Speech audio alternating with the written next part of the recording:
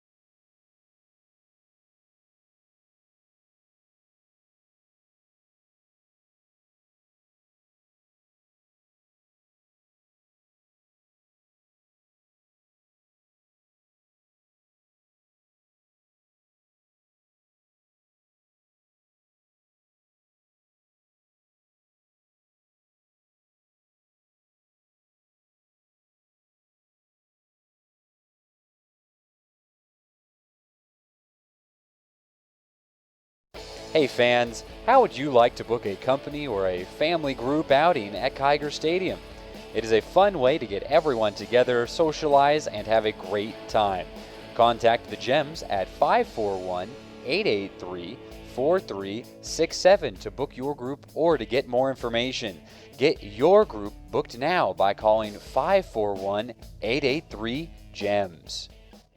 Tonight's broadcast is brought to you by Holiday Jewelry, family owned since 1975, setting the standard for quality and service in Klamath Falls community since the beginning. And Klamath Eye Center, your complete eye care center from comprehensive eye exams to surgery and even our optical dispensary. Without these sponsors, nothing is possible. Thank you.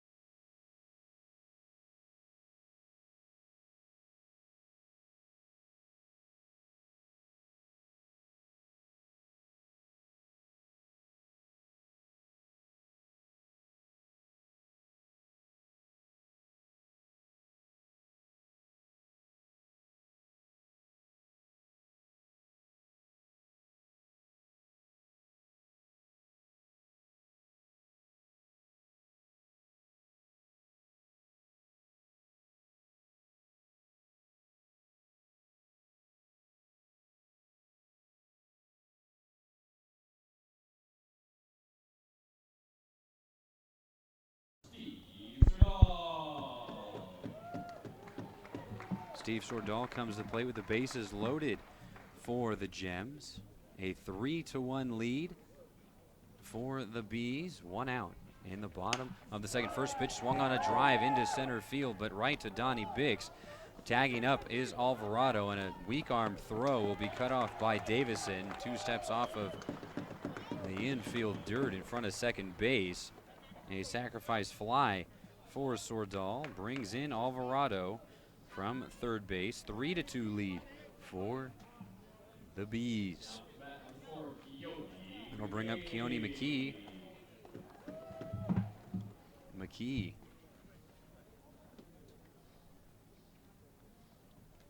grounded out to shortstop his first time up.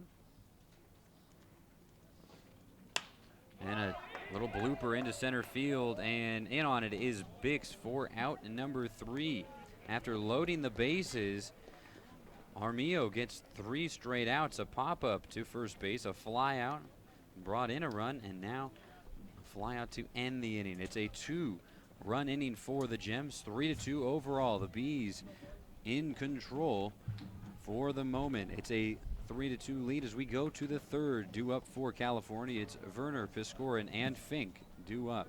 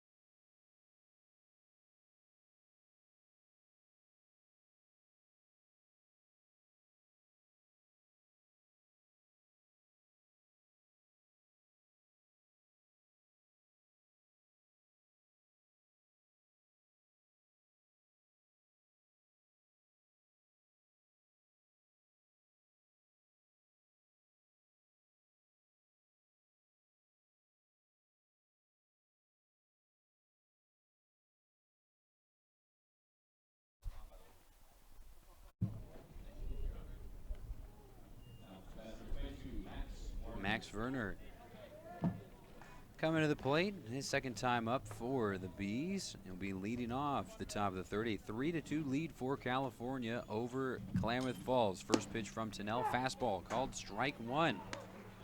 Tennell walked a pair thus far in the game and has been struggling with the strike zone, but good first pitch strike, getting control of the at-bat early. The 0-1 will be bounced off the outside half. 1-1 the count as Adrian Santiago is up and throwing in the bullpen for the Gems. It's a 1-1 count. Again, low and away off the outside half.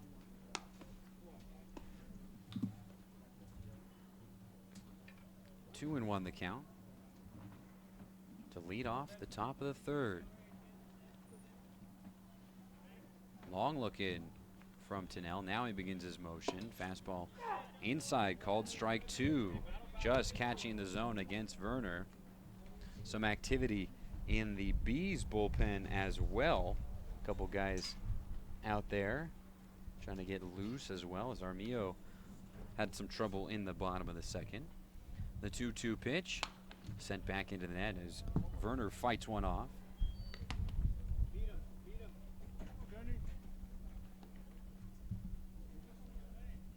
Tunnell steps back onto the rubber. Slight breeze now heading out towards dead center field. The pitch from Tunnell will run way outside. 3-2 the count.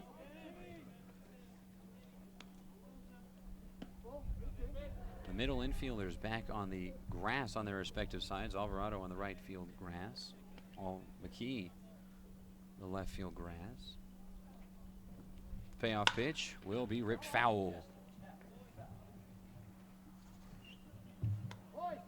Dancing down the chalk line, third base side, but eventually rolling over into foul territory before crossing the bag. Remains a full count. Tunnell waiting for Werner. Has already got the glove up behind his head. Ball in hand, drops, kicks, and fires the 3-2. And a grounder right back to the mound. He waits on it, throws to Santiago on a line for out number 1. A long battle between Werner and Tunnell, but Tunnell comes out on top. Out number 1. That'll bring up Piscorin, who led off the 3-run second with a single into left field. A little blooper fielded by Hernandez. Marzell Brown has entered the game defensively for the Gems, taking over for Isaiah Engman in right field.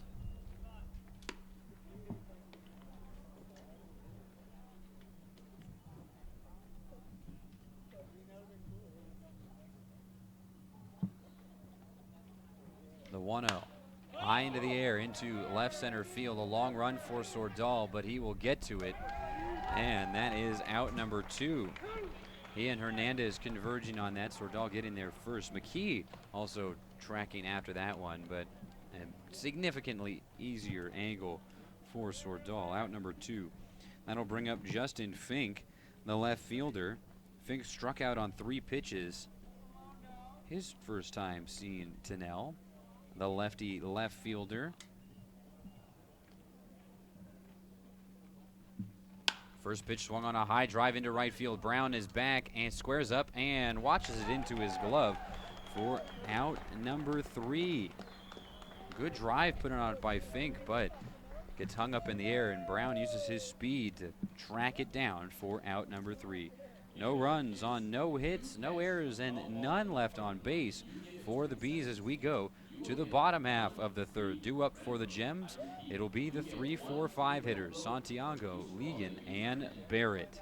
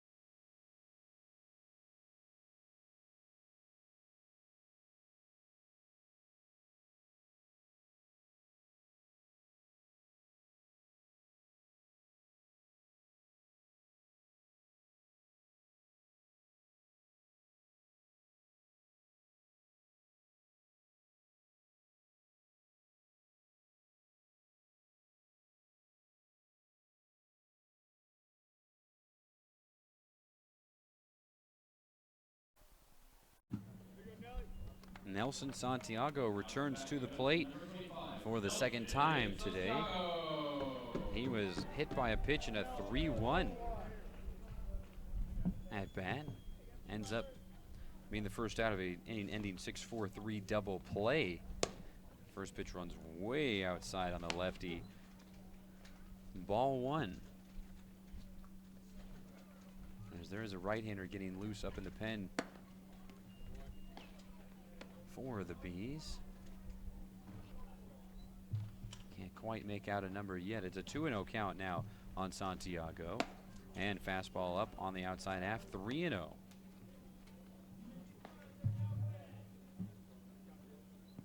As neither of these starting pitchers have gotten off 2 great starts, the 3-0.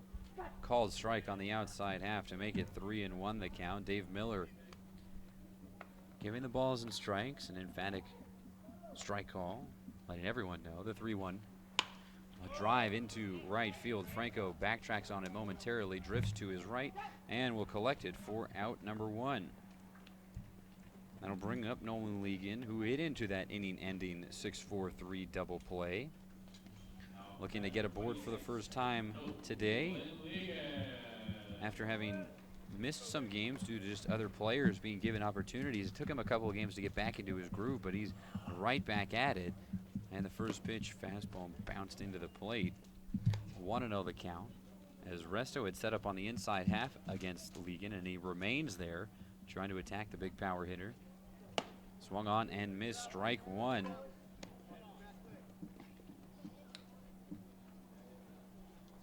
Traditional spacing for the defense. Straightaway in the outfield. It's the 1-1. Fastball called strike 2 on the inside half. Given a couple inches off the plate is Dave Miller. A 1-2 count, 1 out. In the bottom of the third, a 3-2 lead for the Bees. The pitch will be grounded to shortstop. Thomas shuffles his feet, throws over to Davison for out number 2. That'll bring up Kyle Barrett, who started off the 2-run bottom of the second for the Gems with a sharply hit grounder through the left side. Would move from second to third on a wild pitch. And score on a wild pitch as well in the first of 2 runs in that inning. First pitch fastball high off the outside half. A 1-0 the count.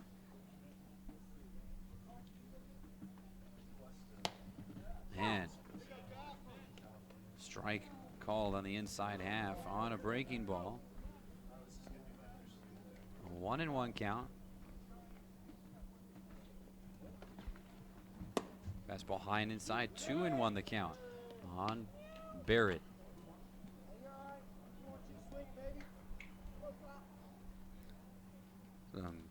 Shots of encouragement coming to Kyle from the Gems dugout. The 2-1 pitch comes 3-1, low and away.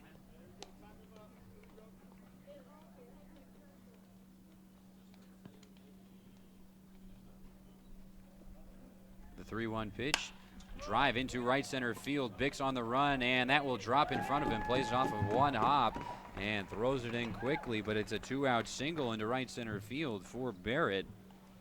Trying to get things rolling yet again for the Gems. That'll bring up Alex Alvarado, who was hit in the ribs on a 3-0 pitch.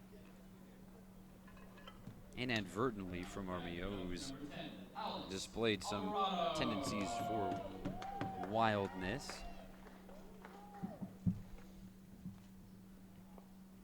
Barrett takes his lead at first base. And first pitch curveball, strike 1, dropped in from Armillo.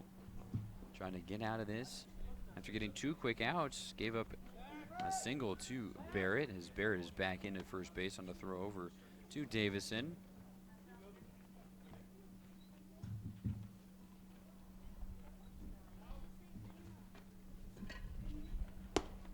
Fastball inside, 1-1 the count.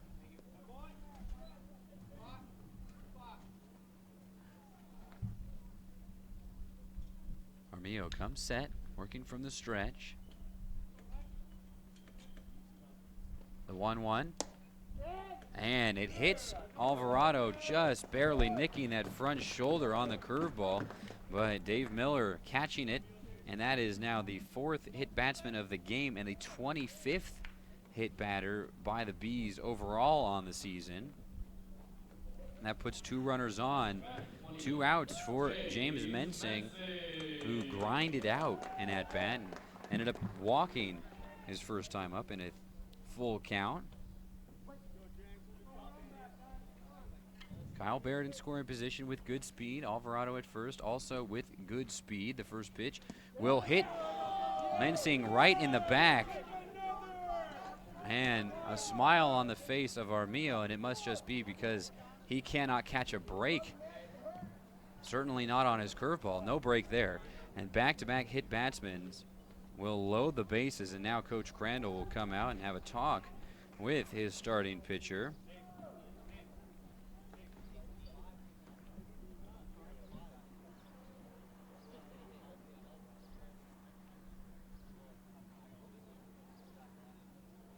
Five hit batsmen, and now Coach Alvarado will have a conversation with the home plate umpire, Dave Miller, saying that's 5 hit batters. At what point do you kind of just have to pull a guy for wildness? As Crandall will take a slow trot back to the plate. It's Hector Hernandez at the plate. Hernandez drew a walk his first time up, and now a walk would earn him an RBI. The base is loaded.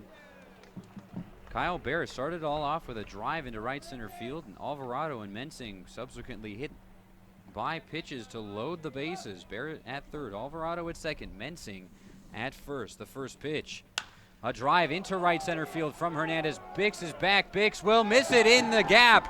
That'll roll all the way to the wall. Hernandez is chugging for 3. Being sent from first base is Mensing. The throw will go to the plate. It'll be cut off by Davison. It's a 3 RBI triple into right center field from Hector Hernandez, and the Gems take the lead 5-3. Hernandez waits.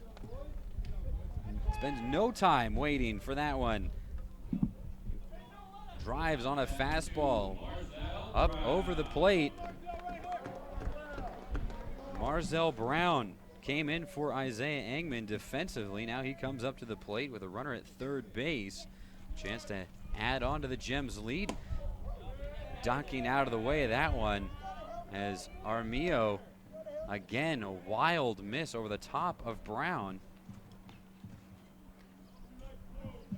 Ball 1.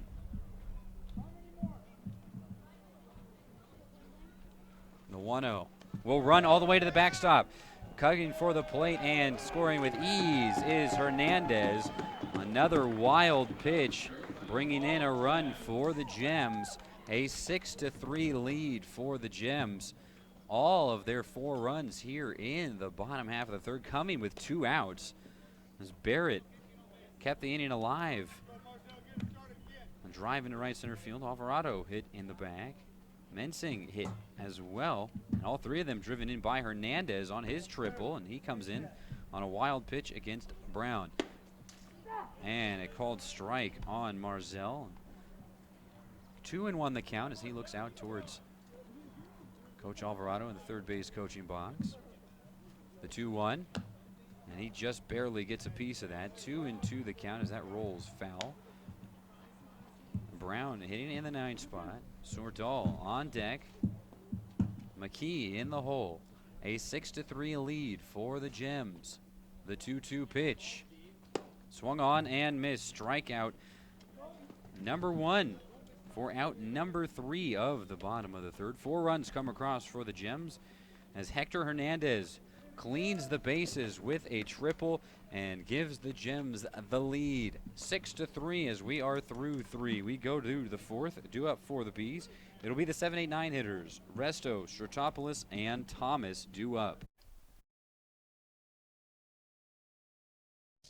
Attention parents and kids, the Gems coaches and players will be conducting a baseball camp June 22nd through June 24th, as well as July 20th through July 22nd for players age 5 through 16. You will get an outstanding instruction in pitching, hitting, infield, outfield, base running, and much more. The cost is just $45 per camper and will be held at the home of the Gems, Kiger Stadium. For more information, log on to KlamathFallsGems.com and go to camp registration. Learn from the very best players, your Klamath Falls Gems. The Klamath Falls Gems would like to send their thanks to Russ, Spires and Pooley, LLP, Avista, Herald and News, and Henry's Roofing and Supply for sponsoring the 2016 season. Thank you so much. After a 4-run bottom of the third, Ben Tennell has the lead, a 3-run advantage over the visiting Bees, 6-3. He'll be facing up against Resto to start things off. He would walk Resto his first time up. A 3-1 count. Fastball up high, giving Resto the free pass out to first base. Resto, guy who was hitting much better at the start of this series, but has had to grind behind the plate. A high fly ball into right field. Brown drifts towards it, backpedals, and collects it for out number 1. And perhaps if Resto had his legs behind him 100%, having caught so many games, certainly feeling some wear and tear there, could have been a different sort of hit for Resto. Ends up being a fly out. That'll bring up Roman Sotropoulos. Sotropoulos put a single in right field his first time up. Fastball, strike 1 call. 0-1 count, 1 out. As Tennell is loaded and ready to fire, Sotropoulos will dig back in. Drops, kicks, and fires the 0-1. That's a slow roller down the first base side. Santiago will flip it to Tennell. Tennell jumps and lands right on the bag as he's covering quickly the athletic Ben Tennell. Out number 2. And that'll bring up the 6th. Austin Thomas, the shortstop, who ground one right down the right field line to load the bases. It was a tough play for Nelson Santiago. Couldn't get his body in front of it. First pitch strike called from Ben Tennell as it hopped right up over his glove down the right field line. Engman, then in right field, was able to get there and keep it to a single and keep any runs from scoring on that at bat. The 0-1 will be sharply grounded to McKee into his body, bounces around into his glove and into center field off of one hop. That took a hard hit and looks like it hit him in the mouth as well as he's got his head down. But that will be an error for McKee, allowing Thomas aboard for the second time today. Some hard hops as he's rubbing his left shoulder a little bit. 1 on, 2 outs for the top of the order for the Bees. Michael Franco, 1 for 1 with a double, and this one is ripped foul down the left field line. We've seen him have a really nice opposite field approach. He had an opposite field double in game 2 of the doubleheader, has an opposite field double already today that plated 2 runs. So certainly using the opposite half of the field, and fastball up to run the count to 1-1. Taking what the defense is giving him, and with that,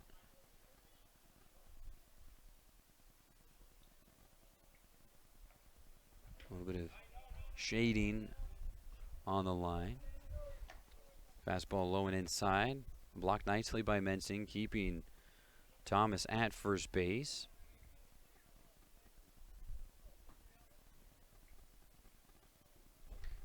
Tennell working from the stretch. Fires. Shot right over the heads of the coaches of the Bees. Over on the third base side. And strike 2. Ripped foul.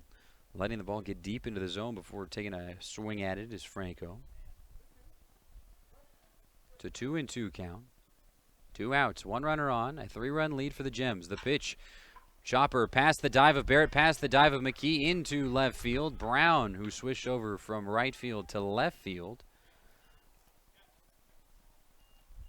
will collect that one and send it in. A 2-out, 2-strike single for Franco. Again to the opposite side. We'll bring up Donovan Bix, who is 0 for 2 today.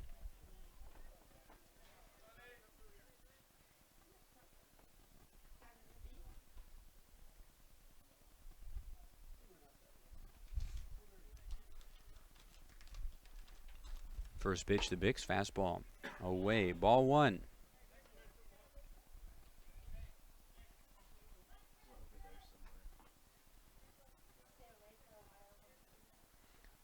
A 1-0 count to Bix, the pitch. Fastball low, 2-0 the count now. 2 outs, 2 on for California. Austin Thomas reached with 2 outs on an error. He's now at second base. Very good speed. Both he and Franco speedsters for the Bees. Tennell looks back, turns and fires. Called strike on the outside edge, just catching the zone against Bix. A 2-1 count.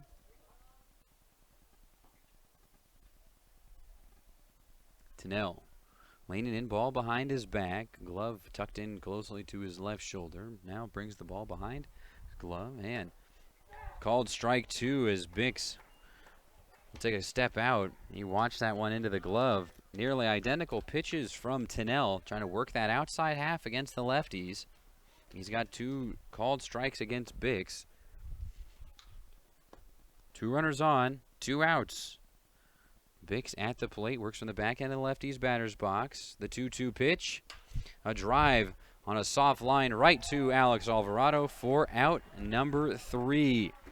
Bix leaves 2 aboard for California as we go to the bottom half of the 4th. Due up for the Gems, it'll be the top third of the order. Sordal, McKee, and Santiago. Tonight's broadcast is brought to you by Holiday Jewelry, family owned since 1975, setting the standard for quality and service in Klamath Falls community since the beginning. And Klamath Eye Center, your complete eye care center from comprehensive eye exams to surgery and even our optical dispensary. Without these sponsors, nothing is possible. Thank you. The Klamath Falls Gems would like to send their thanks to Russ, Spires and Pooley, LLP, Avista, Herald and News, and Henry's Roofing and Supply for sponsoring the 2016 season. Thank you so much. Taco Bell is proud to support the Klamath Falls Gems. Don't forget to take advantage of the free taco coupon on the back of your Klamath Falls Gems ticket stub. Everyone who comes out to a Klamath Falls Gems game this year can receive a free taco at one of Taco Bell's 2 locations in Klamath Falls. Once again, we'd like to thank Taco Bell for all their support of the Klamath Falls Gems.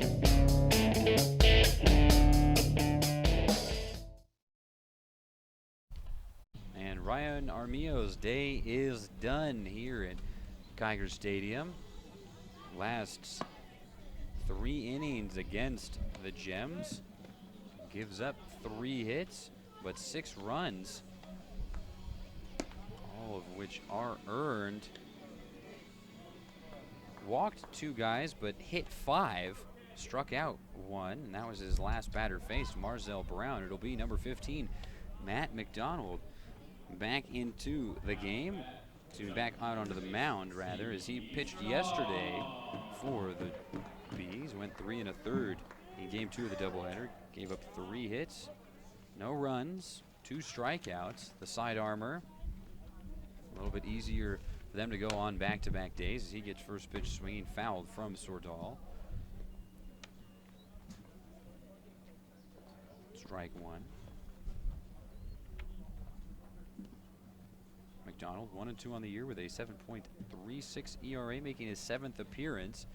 And Sordal will play it off of 1 hop and right to the shortstop Thomas, who couldn't decide if he wanted to come in on it or wait. He gets caught in no man's land, lips off of his glove right in front of him, and that is an error for Thomas. First error of the game for California puts Steven Sordal aboard. And Keone McKee comes to the plate, 0 for 2 today. A ground out to shortstop and a fly out into center field as Sordal goes. Chopper to the right side, and that'll get through. Sordal will head to third base. Franco throw will be cut off at second base. And a hit and run to perfection for the Gems. That will bring up Nelson Santiago. 2 on, no outs against McDonald. Santiago 0 for 1.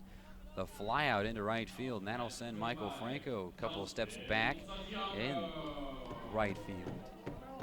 A rangy right fielder for the Bees. Has made a couple of fantastic plays on the series. A throw over to first base has McKee diving in head first safely.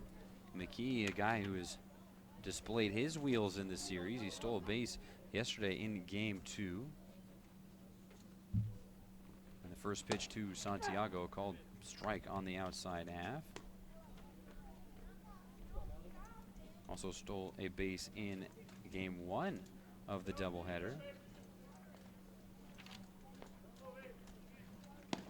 Pitch way outside as Resto has to dive over to his left to make sure that one doesn't get to the backstop. Swordall with very good speed.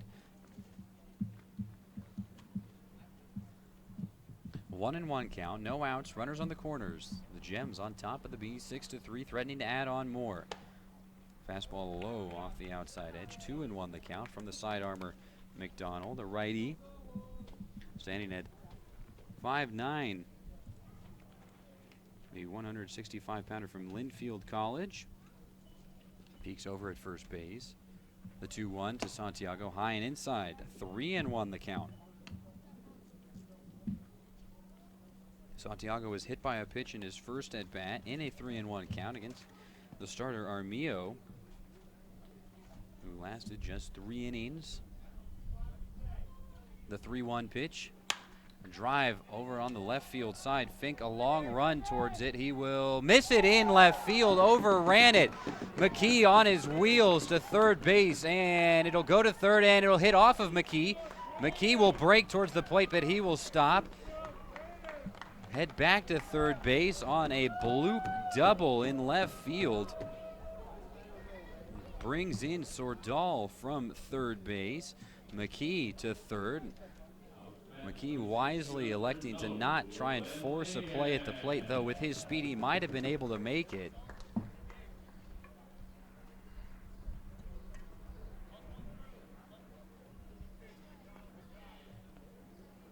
Nelson Santiago stands at second base. The Gems now atop 7-3, and the infield will be in with Nolan Legan at the plate. Legan 0 for 2. A pair of balls sent over to shortstop, a 6-4-3 double play, and a more traditional 6-3 put out. First pitch fastball up high. 1-0 the count. McKee with his lead at third base. Santiago about 5 steps off the bag at second base. Nobody's going to be trying to backpick him this time. And a one shot through the left side. Santiago will be sent from second base. The throw will be offline and slided in safely as Legan will advance to second base on the throwing error. Way up the line from Fink.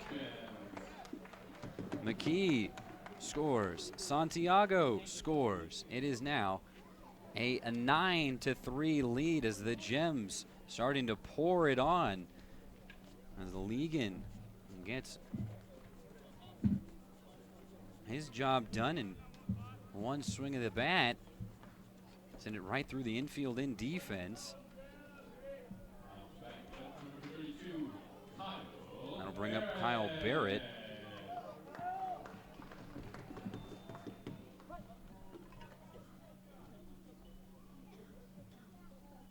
Barrett 2 for 2.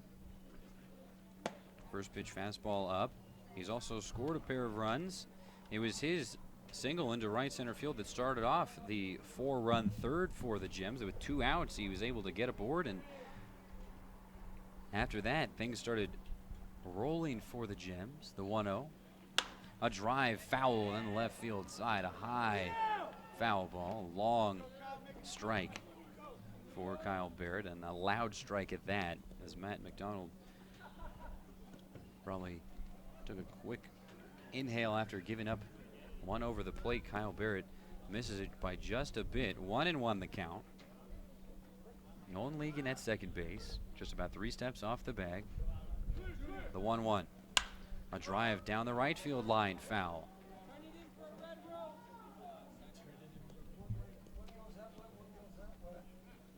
A 1-2 count now. Still no outs here in the bottom of the 4th. 3 runs across for the Gems. A 9-3 lead. McDonald looking out at Legan, turns and fires the 1-2 to Barrett, and Barrett will roll it over to second baseman Sotropoulos. Sotropoulos fires to Davison, but advancing to third base on the ground out to the right side is Legan. A productive out for Barrett, his first time retired at the plate. That'll bring up Alex Alvarado, who has been up twice and been hit by a pitch both times and scored runs both times, so he's made the Bees pay for putting him aboard. They'll bring the defense back in on the infield grass. First pitch, fastball in. Ball 1.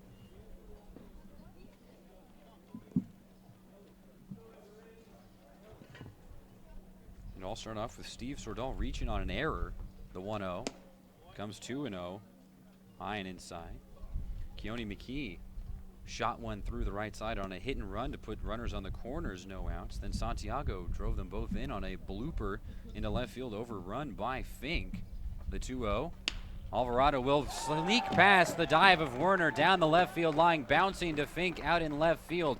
And a huge throw will be over everyone in the infield, and trying to make up for his perhaps bad throw earlier is Fink, and he ends up skying this one over the middle infielders, and that allows Alvarado to advance from first to second. Exactly what he was trying to prevent, he ensures happens. So another error on Fink on a throwing error. First time he left it way up on the plate, and that allowed Legan advance from first to second as he was trying to gun out Santiago at home, and now Alvarado advances from first to second. First pitch swung on, missed from Mensing, strike one. 0-1 the count on Mensing, who is 0 for 0 today. A walk and a hit by pitch and a run scored. The 0-1 swung on and missed, strike two. One out here in the bottom of the fourth. 4 runs across. A 10-3 lead for the Gems. Runner goes. It'll be sent down to the third base side. Picked cleanly by Werner. A high throw over the head of Davison, being sent to second base now is Mensing. Scoring from third base, a slide, and out at second base is Mensing. But Alvarado will score as he was going on the pitch. He ends up scoring on the, will turn into a throwing error from Werner, and then put out a 3-4 put out. Some funky scoring, a single trying to be stretched, well, a error trying to be stretched into a two-bag error, as it were, by Mensing, as Hector Hernandez comes to the plate with 2 outs, nobody aboard, and takes a big rip at the first pitch he sees. He's 1 for 1 with a triple to right center field, and 3 runs batted in and a run scored. And a shot right back up the mound. It'll be hit off the glove of McDonald, but Thomas is right there to pick it up and fire over to Davison for out number 3. The Gems plate 5 runs in the bottom half of the fourth. 11-3 the lead for Klamath Falls over California in Game 6 of the 6-game series. As we go to the 5th, it will be Davison, Werner, and Piscorin due up. Klamath Falls Baseball is brought to you with help from Rogue Credit Union. Rogue Credit Union is committed to actively engaging in the communities we serve. Rogue Credit Union, banking and finance since 1956. Living local, it's a Rogue thing. And Quail Park of Klamath Falls, a senior lifestyle community in Klamath Falls, their experienced and caring team of healthcare professionals will treat you and your loved ones like they would treat their own families. Thank you for supporting the Klamath Falls Gems.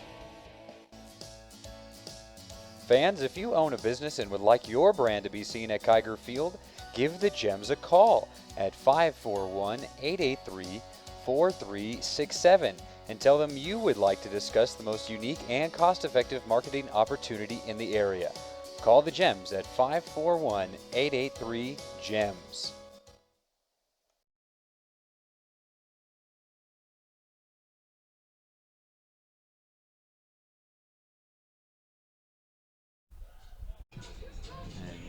Ben Tennell, who was able to weather the early storm against the Bees, gave up 3 runs in the second, has watched his offense drop 11 unanswered runs on the Bees, an 11-3 lead for Klamath Falls as we go to the top of the 5th. Sam Davison coming to the plate. Davison, the first baseman, 0 for 2 today. First pitch ball, as Coach Crandall was a little bit mad at his squad, yelling at them out their dugout if they got sloppy in that inning. And a fastball called strike on the outside half. 4 errors in that inning for the Bees. An error on Thomas, a pair of throwing errors on Fink, and 1 throwing error on Werner. The 1-1 pitch, fastball high and up. 2-1 the count. An 11-3 lead, though we've seen the Bees be able to come back from big deficits. The Gems going to keep the pedal to the metal. The 2-1. Called strike 2. 2-2 the count.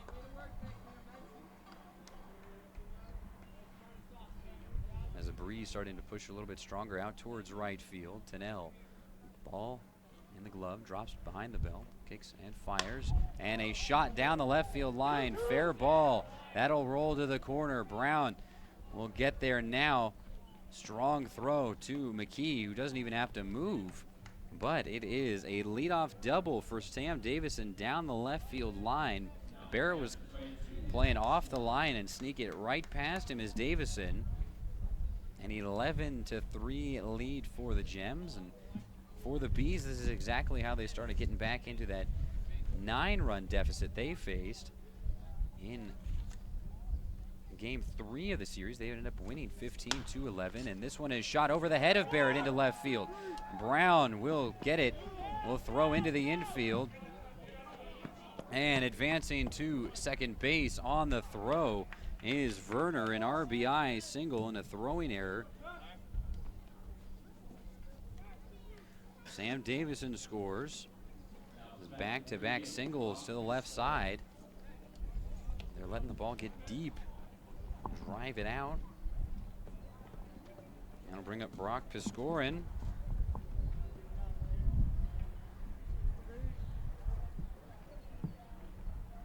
Piskorin, the DH. 1 for 2 today. A single into left field and a run scored. Ball away. 1-0 the count.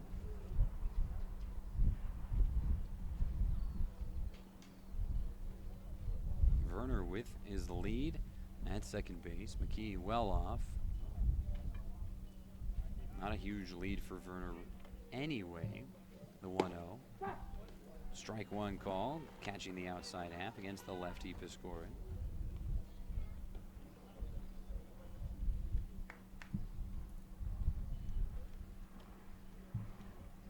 Piskorin sporting a wrist-length blue sleeve on the right arm, the front arm in the left-handed batter's box. An open stance, waiting very patiently for Tennell, who's taking a long look in at Mensing. He pops up straight now, the 1-1. Called strike 2, attacking that outside corner. Tennell will retrieve the ball out in front of the mound. And some dirt is kicked up over on the on-deck circle for the Bees. Number 33, Justin Fink, trying to get it loose. The 1-2 will again go outside. 2-2 the count. Working that same spot on the outside half, this time just a little bit too far off, trying to get Piskorin to chase. Back-to-back hits to the left side. Brought in a run for the Bees. And this will be past Barrett on the third base side. A throw in. And caught in the sun for that one was Kyle Barrett. It looked like it had hit foul initially and then worked its way back into fair territory. Barrett missing that one in the sun. It's a double for Piskorin. All 3 hits this inning have gone to the left field side. Max Werner has to stop at third base. An 11-4 lead for the Gems. But the Bees starting to get something rolling here. Called strike on the outside half. It's Tennell trying to work through this inning, trying to get his first out. Runners in scoring position for Fink. 0 for 2 with a strikeout and a flyout. And this one will be fouled off of himself. Strike 2.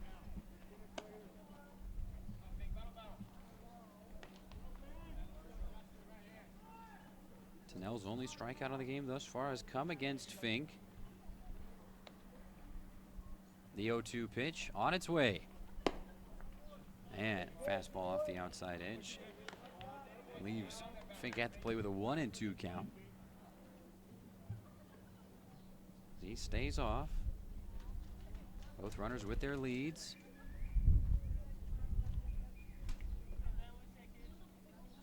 The 1-2.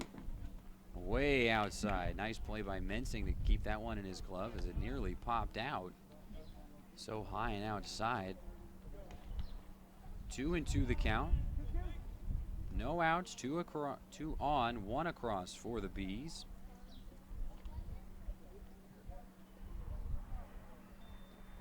The 2-2 pitch. Swung on and missed, but it'll get past Mensing.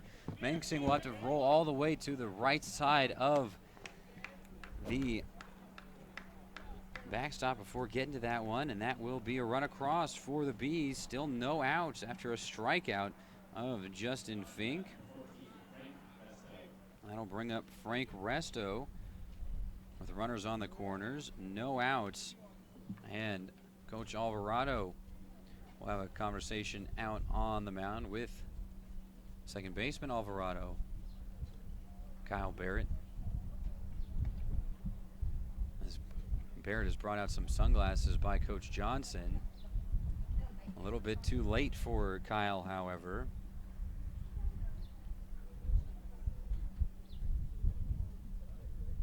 Two runs across here, 11-5 lead for the Gems, but the Bees trying to get right back into this one after they've gave up 11 unanswered runs. They've plated 2 already. They've got runners on the corners, no outs, as they're starting to see Ben Tennell a little bit better. Dave Miller comes out and breaks up the conference on the mound. Adrian Santiago once again getting loose in the pen.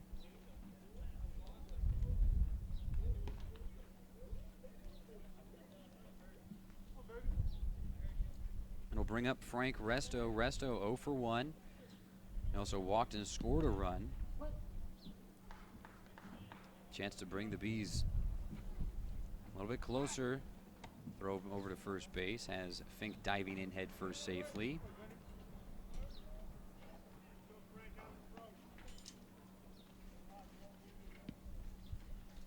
Breeze blowing out towards right field now, whipping the American flag in center field. First pitch of the at-bat. A ball low. A 1-0 the count. Brock Piscorin, who doubled down the left side on a ball in the eyes of Kyle Barrett, just couldn't see it in the sun. This one will be softly hit over to second base. Alvarado to second, to first, not in time, trying to double up Resto. They get Fink. McKee can't get it over to Santiago quickly enough for potentially a double play. Piscorin scores from third on this slow roller to the right side. 3 runs across for the Bees. 11-6 in the lead now for the Gems. As Frank Resto gets aboard on the fielder's choice. And Roman Citropoulos puts first pitch he sees high into the back screen. Strike 1.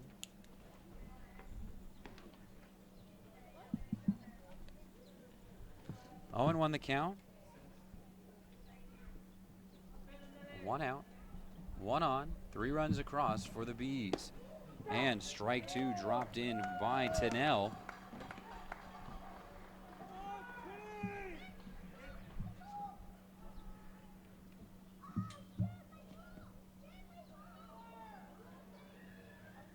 Tennell works from the first base side, peeks over at first base at Resto. The 0-2, strike 3, swinging down goes Stratopoulos. The 3rd strikeout of the game for Tennell, and the 2nd out of the 5th. That'll bring up Austin Thomas. Thomas, who has reached base safely twice, once on a single past Nelson Santiago and once on an error from his counterpart, Keone McKee. First pitch swung on into right field. Hector Hernandez with a gun out to third base, and waiting for the runner at third is Kyle Barrett. Frank Resto, perhaps showing some of the fatigue in those legs, cannot make it from first to third. He is gunned out at third base by a strong throw from Hector Hernandez. The Bees plate 3 runs in the top of the 5th. It's an 11-5 lead for the Gems here in Game 6 between these two squads. They'll try and get some of those run back right here. It'll be Brown, Sordall, and McKee due up when we go to the bottom of the 5th.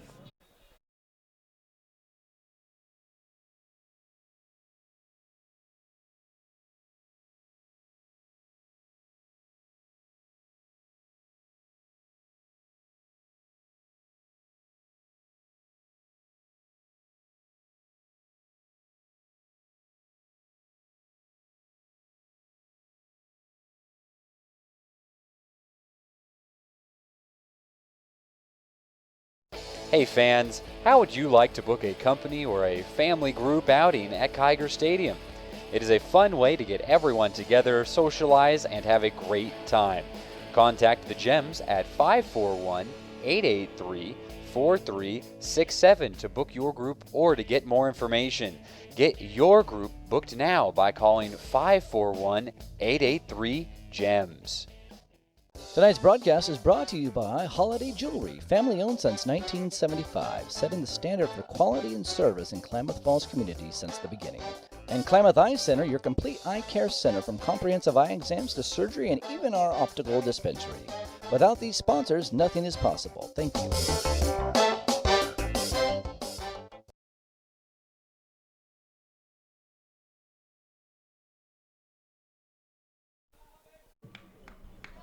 Paulie Kennedy enters the game in left field for the Bees, taking over for Justin Fink.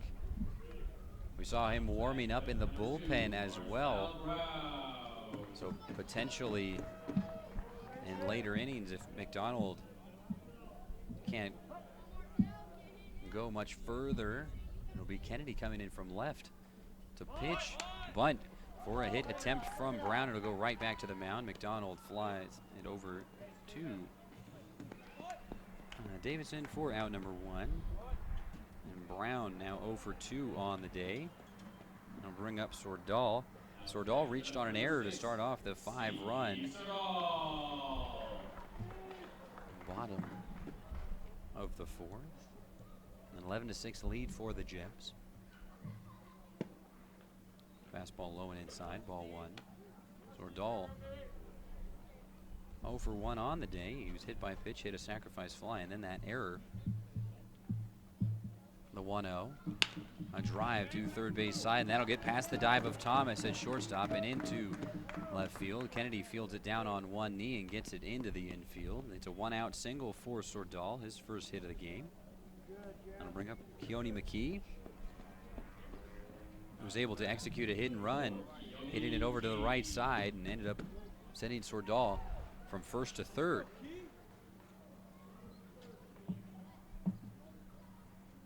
Sordall's on the move. And a hit down the right side, foul. Strike 1. Trying to go right back to that hit and run between these two guys. As both Sordall and McKee will look out towards Coach Alvarado, delivering the signs. 0-1 count. 1 out, 1 on for the Gems.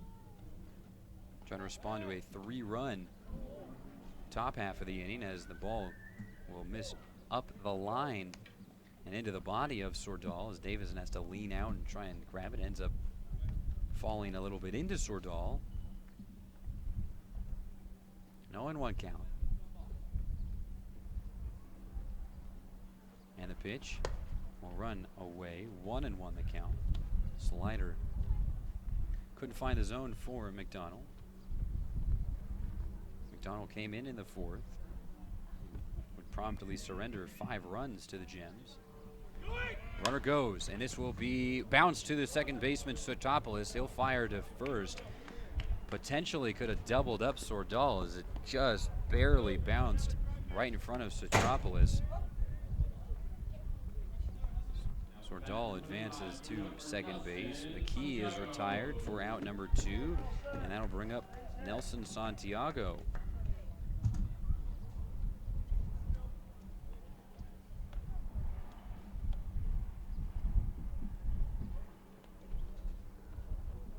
Santiago's first pitch is way outside to him.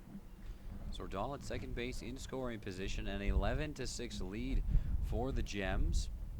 Try not to let another big lead slip away to the Bees. Going to try and keep the gas pedal on the 1-0. Driven foul right past the Gems dugout on the first base side. Strike one.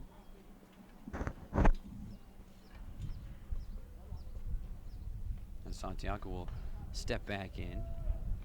Frank Resto back down in the squad.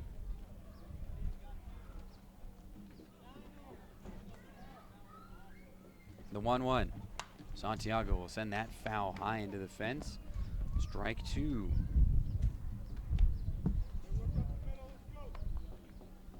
Brown tried to bunt for a hit to start off the inning. He would be out. Sordal then snuck one through the left side. And then McKee out. The 1-2. And Santiago puts that high down the left field line. Foul.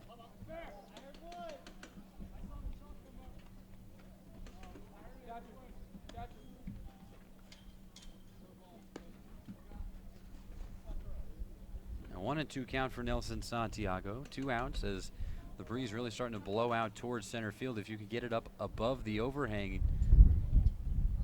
would definitely be pushed out quite a bit. The 1-2.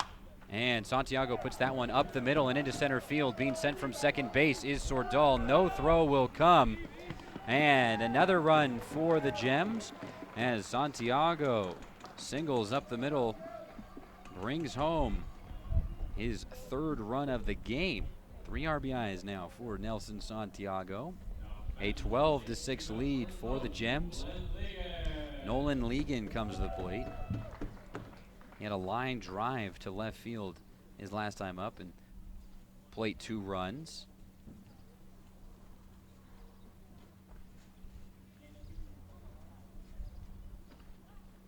First pitch runs low and away. A ball 1. 1-0 the count. 2 outs. Santiago at first.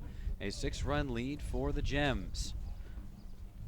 The pitch high into the air on the first base side. Davison running back after it and will not be able to get there in time as he and Franco narrowly miss colliding.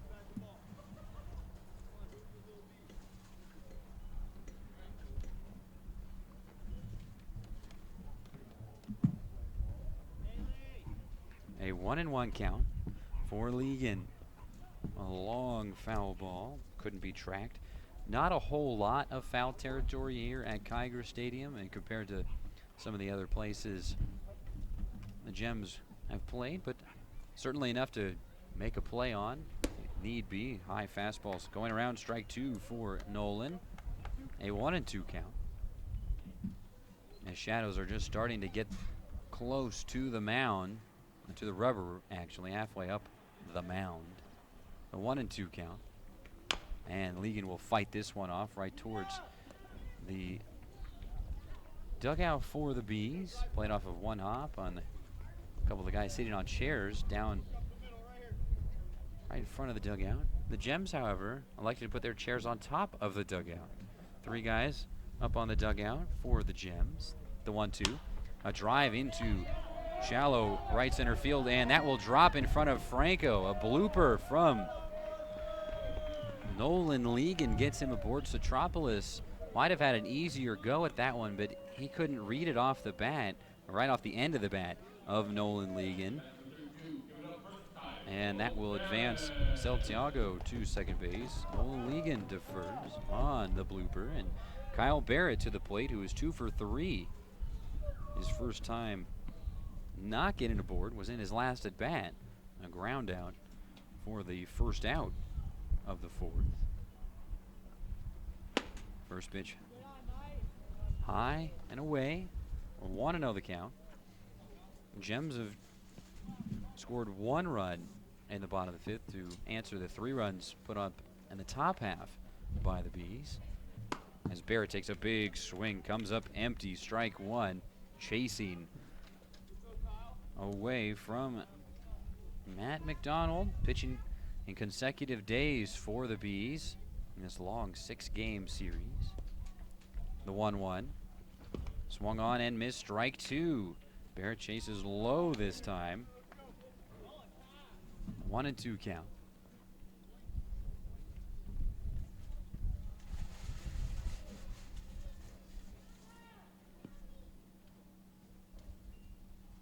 Barrett working from the back end of the right-handed batter's box. McDonald brings the ball into his glove at the belt. Looks back at second base, turns and fires the 1-2.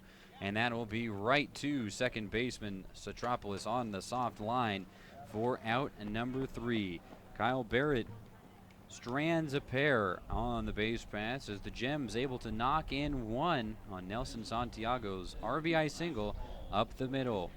It is a 12-6 lead for the Gems as we are through 5 innings of play here in Klamath Falls. Due up for the Bees in the top of the 6th, it'll be Michael Franco, Donovan Bix, and Sam Davison.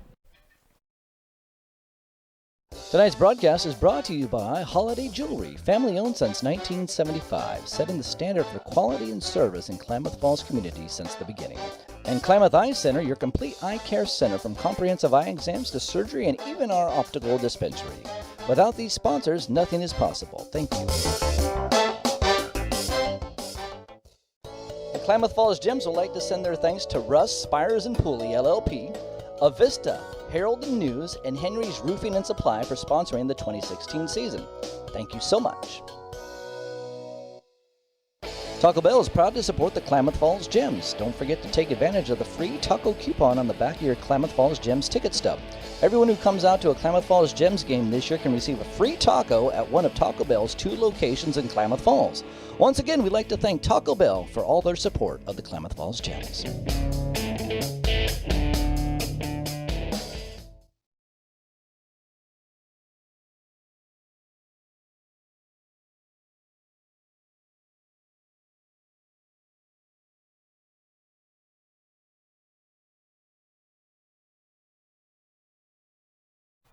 Some switches for the Gems. Ben Tennell through 5 innings.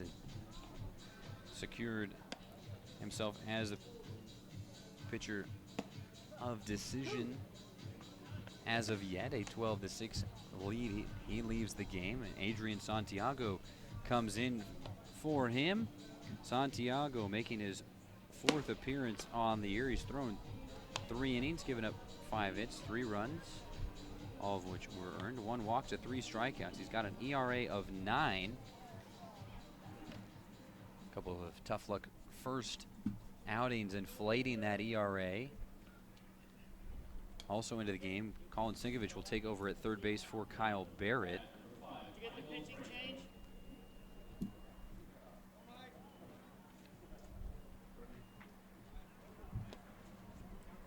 With that, Michael Franco will face off against Adrian Santiago, who warmed up a couple of times in this game.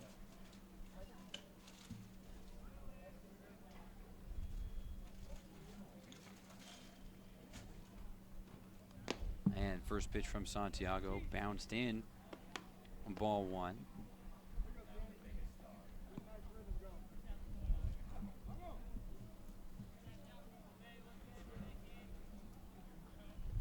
And swung on and tipped right into the glove of Mensing. Strike 1 for Mike Franco. 1-1 the count. The lefty hitting right fielder, 2 for 2 with 2 runs batted in and a walk today. The 1-1. Shows bunt, pulls back on a pitch low. 2-1 the count.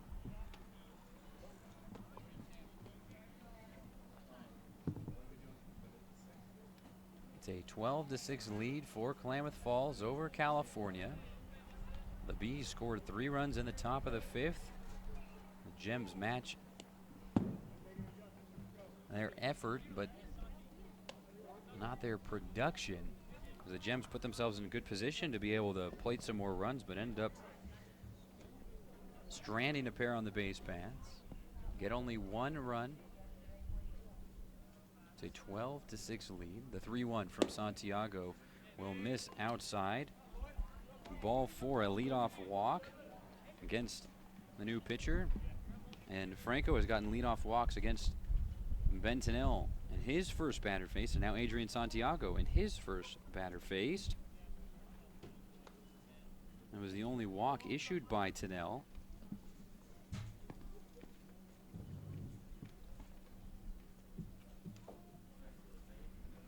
Big secondary lead from Franco. His first pitch against Bix, high and away.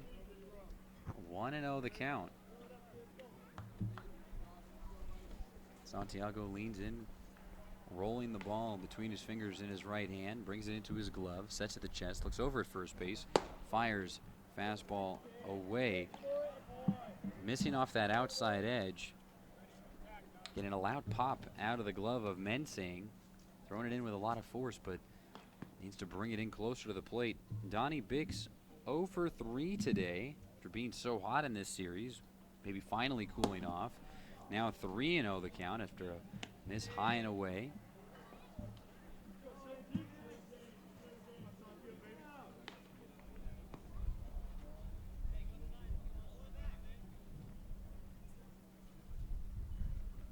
Throw over to first base. High, strong throw from Santiago has Franco diving back in safely head first. The Bees have only stolen 13 bags on the year. They've been caught stealing 9 times, so not really a part of their offense, but the Gems making sure it doesn't become one today, and it'll be ball 4. It'll pass James Mensing, taking a big turn around second base. Is Franco, but he will stay put at second. Back-to-back walks for Adrian Santiago in his first 2 batters faced, and that'll send out Coach Johnson from the dugout, as the entire infield will come in as well. Try and discuss what's going on here and how best to attack Sam Davison, who doubled down the left field side. His last time up, his first hit of the day. He ended up scoring the first of 3 runs for the Bees in the top of the 3rd. Santiago will stay out there, but a couple of arms starting to get loose for the Gems in the bullpen.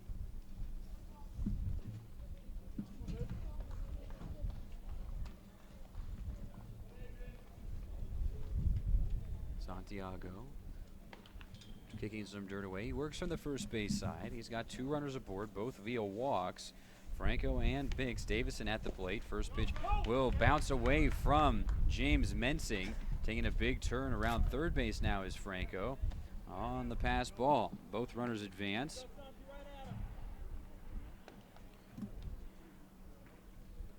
And a little bit more urgency now for the arms starting to get loose for the Gems.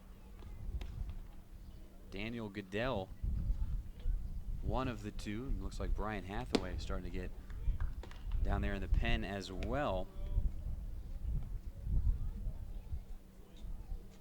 Another miss from Santiago. 2-0 the count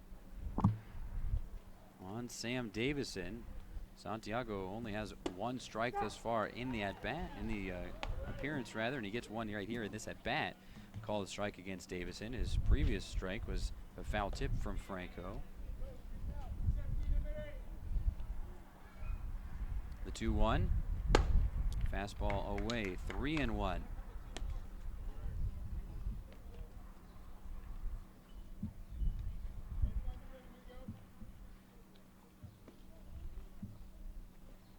The 3-1 pitch will be off the outside edge in the dirt, nicely blocked this time by Mensing, and that loads the bases.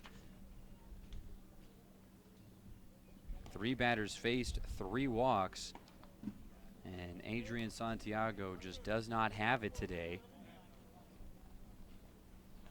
Coach Johnson was about ready to go out, and now time is called by the infield as Alex Alvarado, the second baseman, will head out to the mound and have a conversation between he and Santi, and what is mostly just a time killer, but also just trying to keep Santiago from perhaps walking in a run, as Daniel Goodell needs more time to get loose, as does Brian Hathaway. Max Werner coming to the plate. And now Coach Johnson will head out to the mound.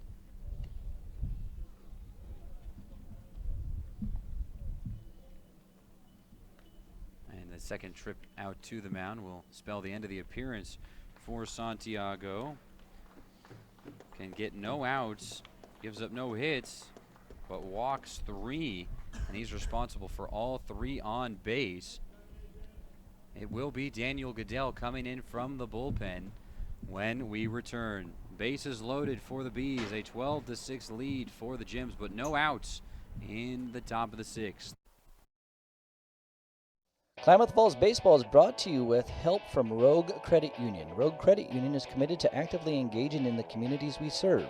Rogue Credit Union, banking and finance since 1956. Living local, it's a Rogue thing.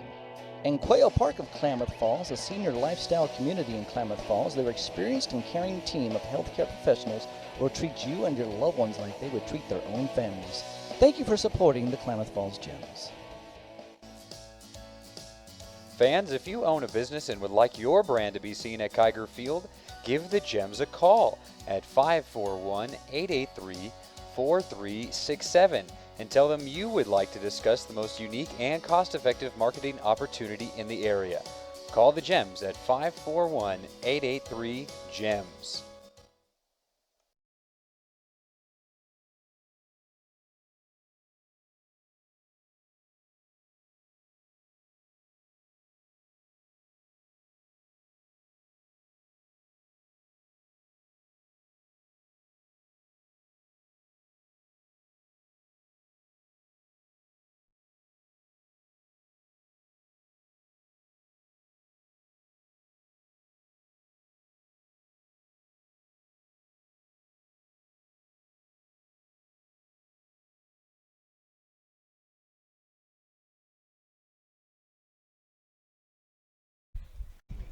Daniel Goodell coming into the game for the Gems. A bases loaded jam left to him by Adrian Santiago. Sees 3 batters, walks them all.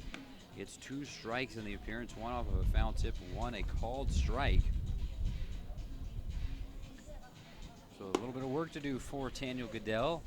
This will be his 3rd appearance. He's thrown 2 1/3 innings, given up 6 hits, 7 runs, all of which were earned, 2 walks, 3 strikeouts, a 27 ERA, but that's from his first appearance against the Heat, in which he went 1 1/3, gave up 2 3-run home runs. In his last appearance, he struck out the side against these Bees to secure the victory for the Gems in the 15-1 blowout. He's going to be asked to get some strikeouts here. The base is loaded. Max Werner at the plate. Line drive into left field, his last at bat after a pair of ground outs. 12-6 lead for the Gems, very much in jeopardy. First pitch swinging, strike 1, fouled off the mask of Mensing by Werner. As I throw back to Goodell, nearly gets over his head from Mensing. Goodell sporting number 21, the 5'9", 160-pounder from Butte College, a roadrunner in Northern California, but he's from right here in Klamath Falls, Oregon. Played for Henley High School. Deep breath. The 0-1. Strike 2 called. Max Werner watches one painted on the outside half.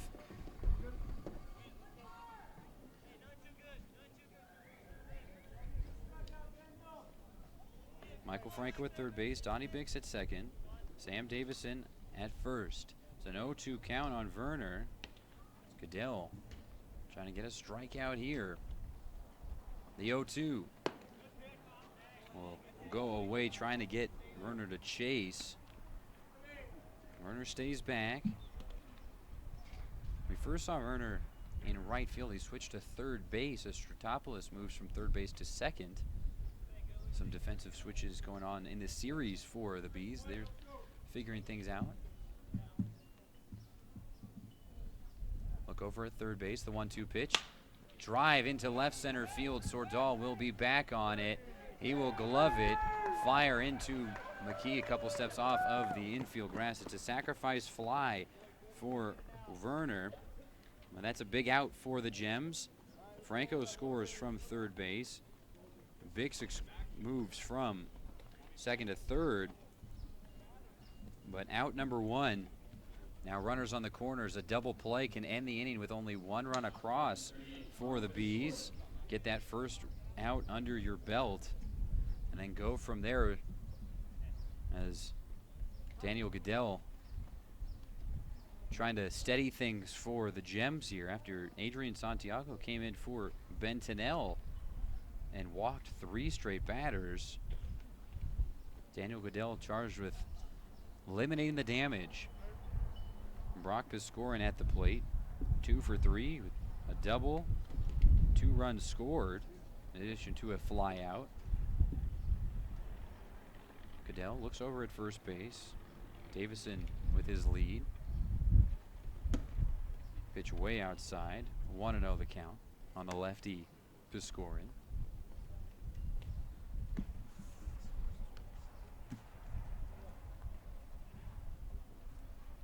Sam Davison has not stolen a base yet, has been caught stealing twice. They need to keep him at first base to keep the double play in line. Another miss outside on the lefties. Goodell looked sharp in his first 2 pitches against Werner, went 0-2 on him, and now is down 2-0 to Piscorin. The next batter you see is the DH, hitting in the 5-hole. Runners on the corners, 1 out. 12-7 lead for the Gems. Fastball low, 3-0 the count.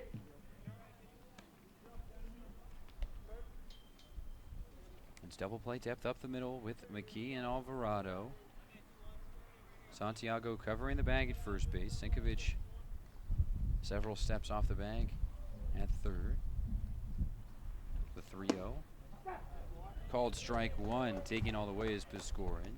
A 3-1 count now. Get it in strike.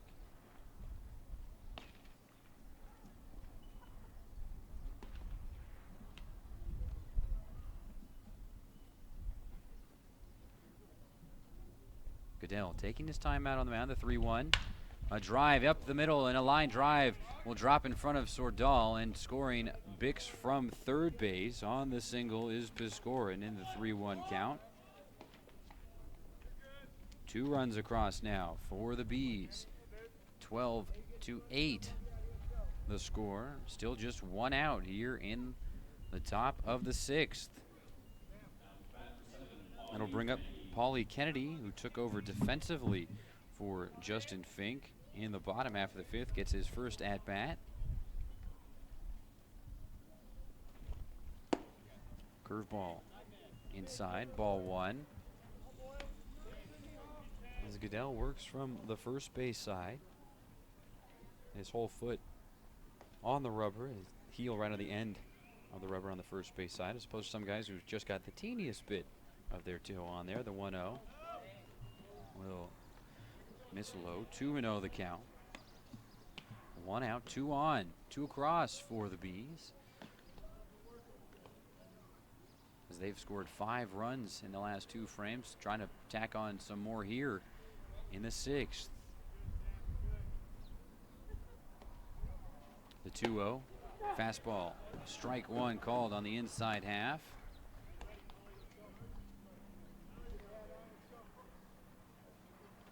Some clouds way out in the distance of center field, but otherwise blue skies here at Kiger Stadium. Wind blowing out.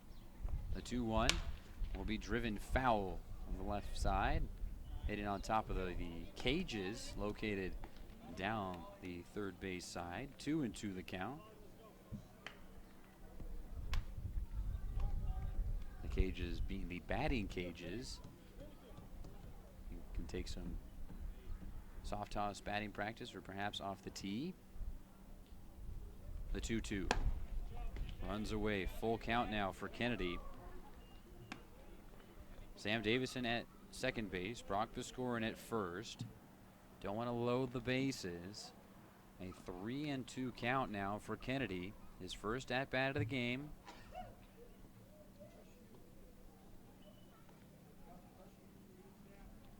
Goodell looks back at second base. The payoff pitch. Up into the air on the first base side. Santiago running after it. He will camp out underneath it, lean back, and collect it for out number 2. Kennedy pops up in foul territory on the payoff pitch. Out number 2, and now the Gems 1 out away from limiting the damage to just 2 runs after Adrian Santiago comes in and puts 3 guys aboard. The first 2 have scored, Michael Franco and Donnie Bix. And now Sam Davison is in scoring position for Frank Resto. Resto 0 for 2 today, a walk and a run scored as well. Fastball low and inside. 1-0.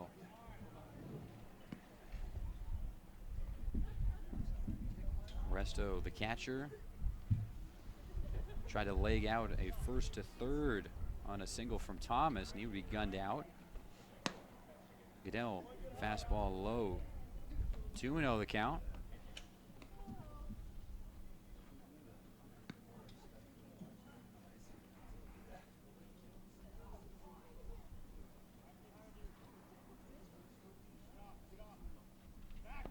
Long look back at second base from Goodell as Alvarado will dive in from his spot at second base to send Davison back towards the bag. Goodell will step off, shuffle some of the dirt around in front of the mound. And Daniel Goodell is a guy who puts in a ton of effort every single game. He chalks the line, sets up the batter's boxes, rakes it out, doing a lot of the behind the scenes work. The 2-0, checking his swing. And on the appeal, not going around, says Corey Stratton, but he's dead straight in front of the plate. You can't really get a good angle on that. 3-0 the count, but that's the problem with having a 2-umpire system. You don't get necessarily those angles with anybody aboard. The 3-0 called strike on the inside half. 3-1 count for Resto. Resto flew out to right field, and the one ball he really put in play. The other slight rollover to second base, a 4-6 fielder's choice. The 3-1. Fastball off the outside half.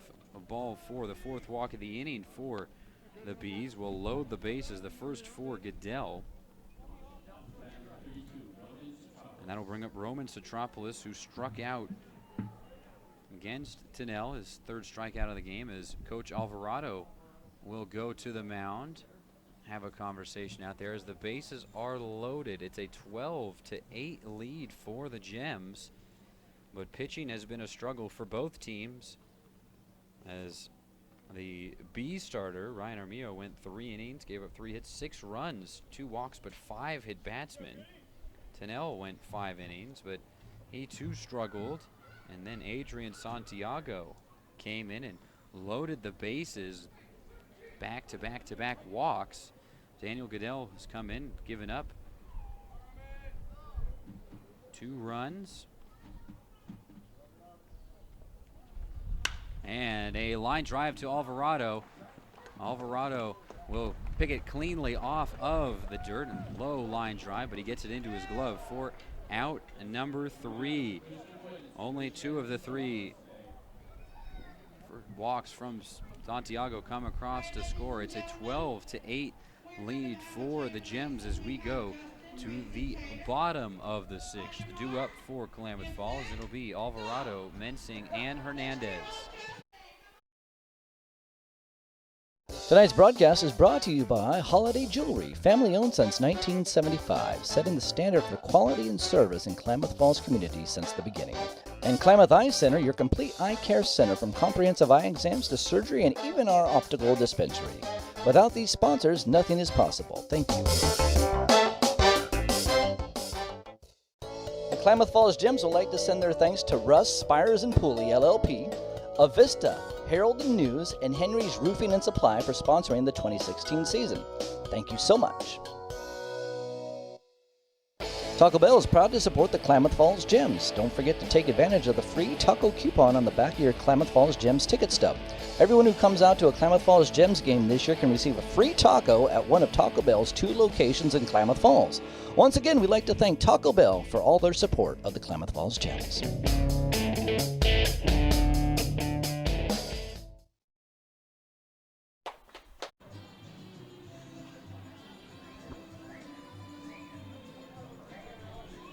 It is a 12-8 lead for the Gems as the Bees continue to plate runs. They've plated 5 in the last 2 frames. The Gems are going to try and put up some runs of their own in the bottom half of the 6th. It'll be Alvarado, Mensing, and Hernandez due up. Alvarado has been aboard all 3 times. He was hit by pitches in his first 2 at-bats, then singled into left field, and he has scored runs on all 3 times he has been aboard.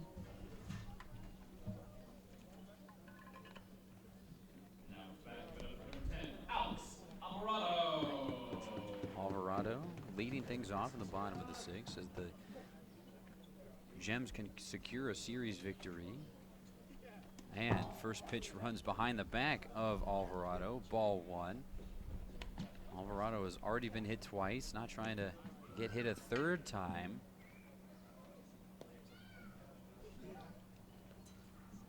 One and 0 count.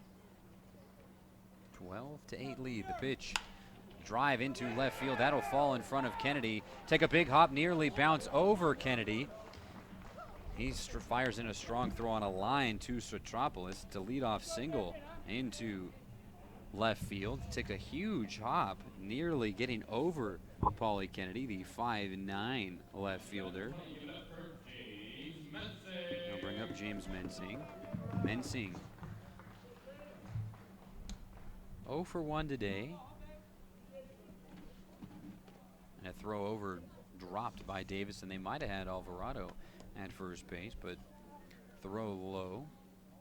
Mensing in his last time up had a slow roller over to the third base side and induced a throwing error from Werner, and he tried to go from first to second on that error. Make it a 2-bag error, but he would be thrown out by Davison. Strike 1 as he sends that one high and into the parking lot behind Kiger.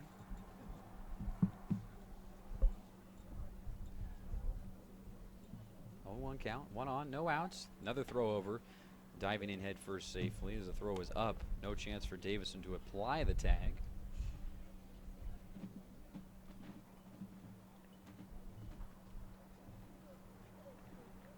And runner goes, and that will be fouled down the third base side from Mensing, trying to set up another hit and run. Now it's an 0-2 count for Mensing.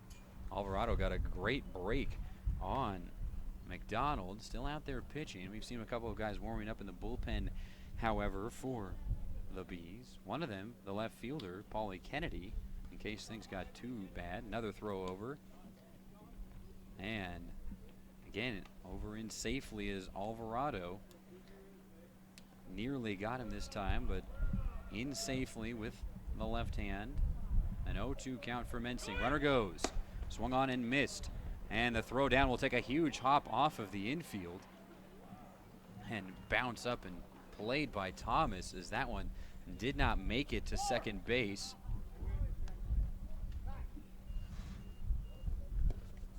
Successfully stolen bag for Alvarado on the strikeout from Mensing. First strikeout for McDonald. Just the second strikeout of the game recorded by the Bees staff. That'll bring up Hector Hernandez. Hernandez 1 for 2 with a triple and a 1-6-3 putout as it hit off of McDonald right to Thomas. Thomas fired over to Davison for out number 3 in the 4th. First pitch swung on and drive into left field. Kennedy will watch it drop right in front of him. He lost it in the sun. His glove right up in front of his face, and he couldn't locate it, and it takes a hit about 8 feet in front of him. And it's a single for Hernandez on the first pitch. Runners on the corners, 1 out for Marzell Brown. Alvarado and Hernandez both with good speed. We've seen now several players on that left side of the diamond be fooled by ball placement thanks to the sun. Kyle Barrett, Justin Fink, and now Polly Kennedy. Runner goes and fouled off by Marzell Brown. Strike one.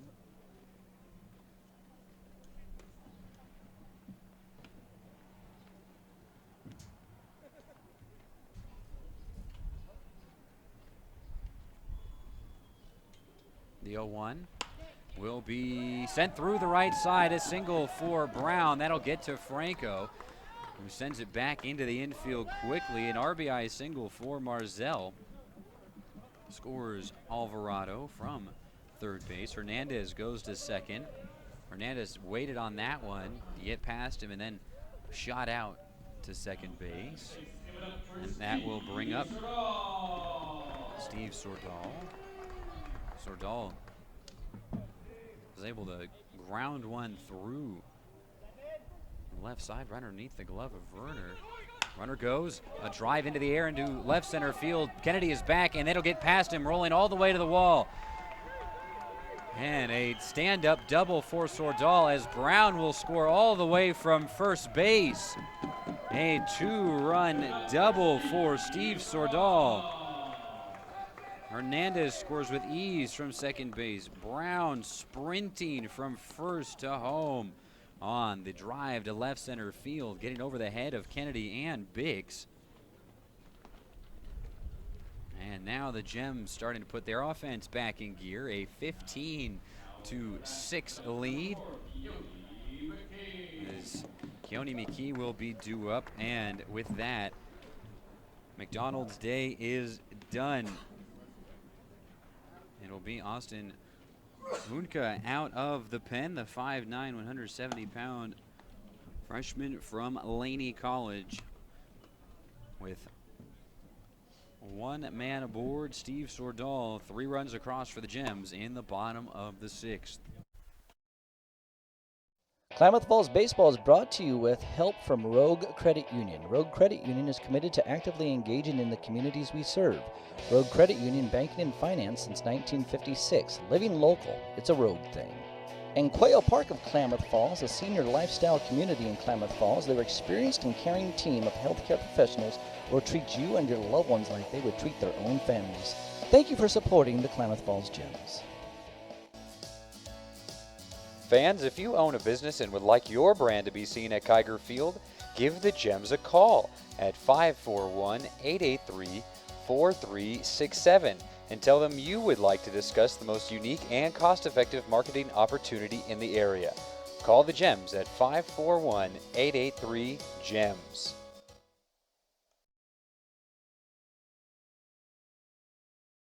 Hey fans, how would you like to book a company or a family group outing at Kiger Stadium?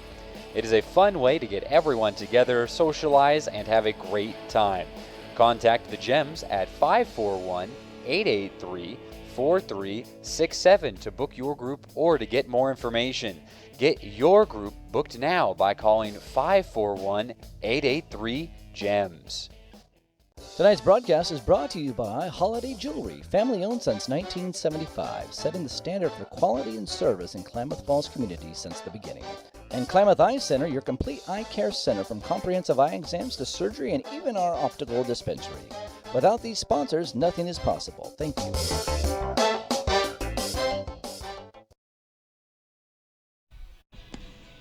New man out of the mound, number 17, Austin Hunka, taking over for McDonald.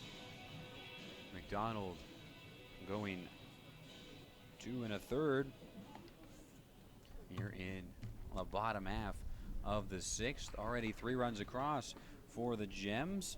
The 1 out, a James Mentine strikeout. Steve Sordall drove McDonald from the game with a double to left center field. Hunka making his second appearance on the air. He has 1 start. He threw just 1 inning, gave up 2 hits, 3 runs, 3 walks, a 27 ERA. And first pitch will be foul down the third base side as Sordall was breaking for third base. McKee trying to protect his runner there. Another hit and run being put on. Normally the hit and run with a runner at first base, not necessarily at second, but the Gems are keeping the pedal to the metal after they saw what happened if they disregard their offense against the Bees. The Bees came back, scored 13 straight runs. Fastball way outside, 1-0. Excuse me, 1-1 after the foul off. McKee 1 for 4 on the day. Single and a run scored. And a drive right to shortstop Tom as he shuffles his feet, fires for out number 2. And advancing to third base is Sordal. That'll bring up Nelson Santiago. Santiago is 2 for 3 with 3 RBIs, a single, a double, and a run scored to go along with a fly out. And he was hit by a pitch in his first at bat, and he would be the first out of a 6-4-3 inning ending double play. And first pitch way up high on the outside half in the right-handed batter's box. Frank Resto has to get up and grab that one. It's a 1-0 count. Breeze blowing out towards left center field now. The 1-0. Fastball low. 2-0 the count. Steve Sordal at third base. 3 runs across in the inning for the Gems. 15-8 the lead. Now the wind blowing out to center field, so just kind of blowing all around here at Kiger. 3-0 the count. Fastball up. Not sure that these are intentional misses from Hunka. Trying to pitch around Santiago for Ligon, but Ligon has been very productive in his last 2 at-bats as well. Setting, kicking it, firing the 3-0, and that will be a pitch outside. Ball 4. First walk of the appearance for Hunka will bring up Ligon with 2 on, 2 out.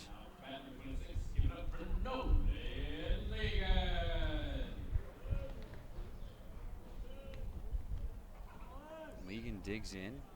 Had a bloop single his last time up, just too far for Stratopoulos and too long of a run for Franco. First pitch down in the dirt, ball 1. He also had a line drive into left field, which brought in 2 runs. He advanced from first to second on a throwing error. Eventually score a run later in that inning. The 1-0 becomes 2-0, down low on the outside half.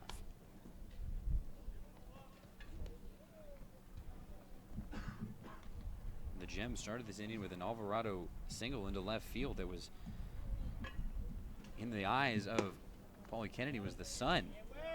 3-0 the count for Ligon as a call of where it comes from the Gems dugout. Just having a little bit of fun with Nolan. The 3-0 bounced into the plate, ball 4. Back-to-back walks after getting McKee to ground out. And Hunka has loaded the bases. Sordal at third base, Santiago at second, and Nolan Ligon at first base. Colin Sinkovich gets his first at-bat of the game after Kyle Barrett had to come out.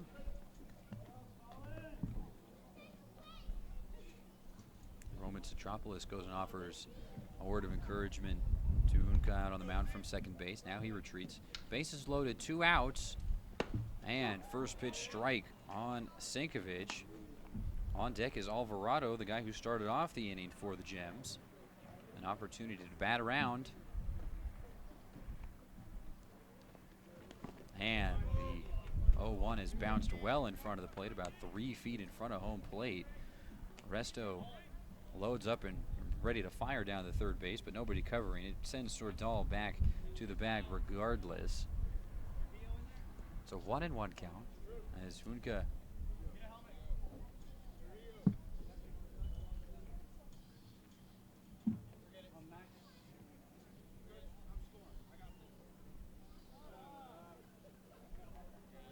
as Coach Alvarado played by Bix and a long throw, and Ligon is in safe at third base.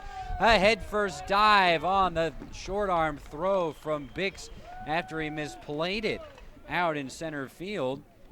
Ligon goes from first to third. Segovich plates 2 runs in Sordal and Santiago, and he's at second base, advancing on the throw. And that'll bring up Alex Alvarado, and the Gems have batted around.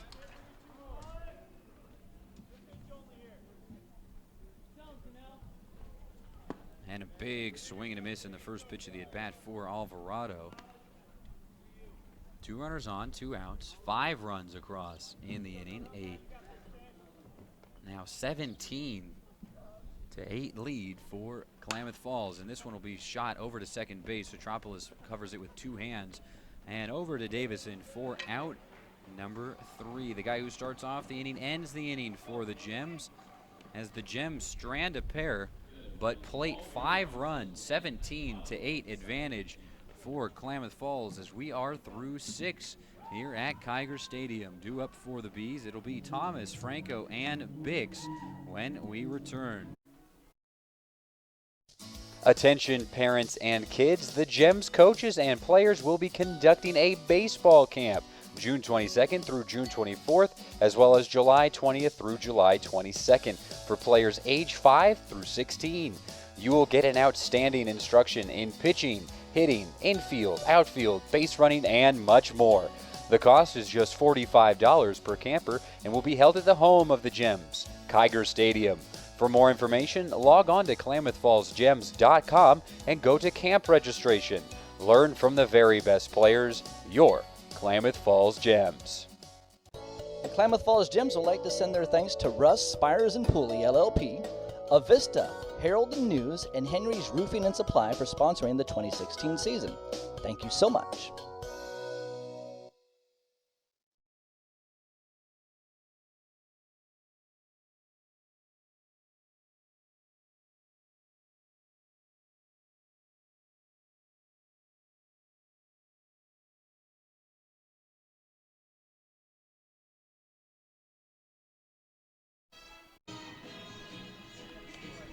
Brian Hathaway into the game, taking over for Goodell, who had to bail out the Gems after Adrian Santiago. Over the top, he can touch about 90. The 0-1 will go off the outside edge. 1-1 the count.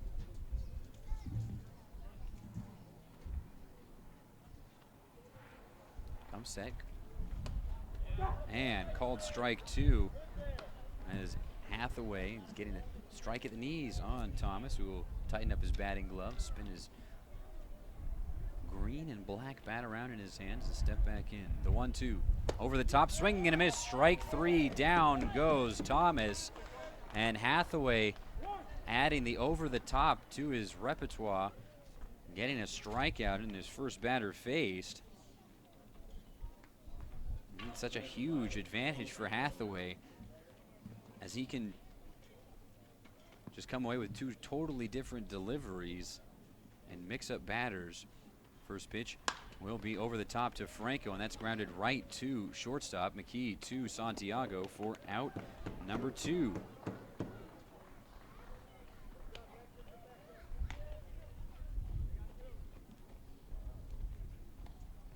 Right over the top and inducing a ground out of Franco. He's gone over the top for the first 2 batters he's seen in the first pitches. We'll see if he does it against Biggs. Biggs 0 for 3 today with a walk and a run scored in the 6th. Hathaway sets at the chest, and now will go sidearm delivery for first pitch. Called strike on the outside half. A pitcher's strike. 0-1 the count.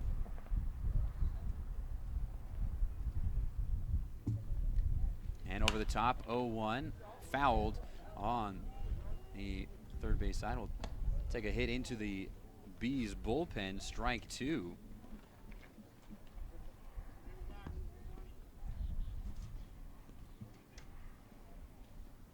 And the 0-2 fastball inside on Bix as he has to jump out of the way. Big smile on the face of Hathaway as he taps his chest. Mea culpa, my bad.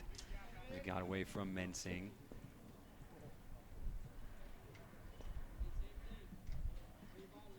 Set and over the top, 1-2. Again inside on Binks. He's seen now 3 over-the-top pitches, just 1 of the sidearm. Hathaway sets at the chest and will go sidearm. And softly rolled over to first baseman Santiago. Bobbling can't get it out of his glove. And now flips over to Hathaway, but much too late. An error on Santiago. Kept bobbling as it got into his body, off of his glove, back off of his hands. And Bix is aboard for the second time on an error today. That'll bring up Sam Davison. Davison walked and was stranded at third for the Bees in the top half of the sixth. A 17-8 lead for the Gems. First pitch, swing and a miss, as this time Hathaway goes to the sidearm delivery for the first pitch, and way out in front of it is Davison. And really, Hathaway, all he has to do is show that over the top a couple of times in an appearance, and you've got hitters thinking about that. The 0-1 will be called strike 2 on the inside half. With Hathaway, he's got very good accuracy with the sidearm delivery.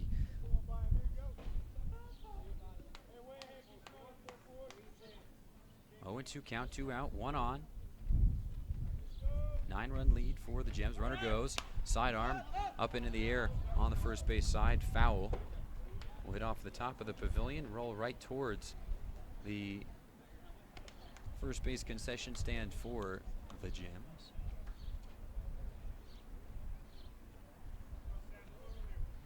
It looks as if Justin Fink started the game in left field, is now the first base coach for the Bees.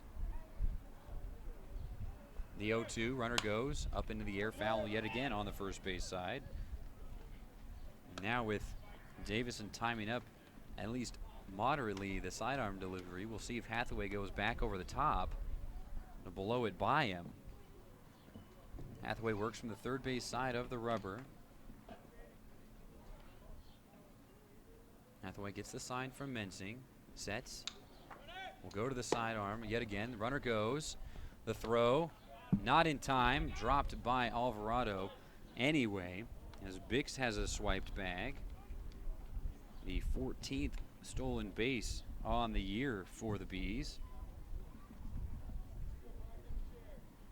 compared to the Gems' 42 stolen bases. So you see that they have very different ways of going about producing runs.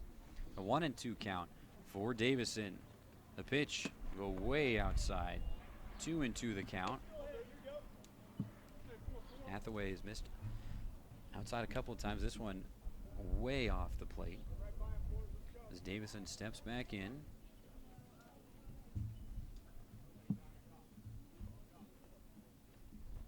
The 2-2. Foul down the third base side. Coach Crandall tries to barehand that one. Glove flip from Sinkovich right to Crandall as he will shake off his left hand. A hot hit ball from Sam Davison. Hathaway behind the mound. Return back to the third base side of the rubber now. It remains a 2-2 count, 2 outs here in the top of the 7th. A 17-8 lead for the Gems. The pitch way outside yet again. 3-2 the count.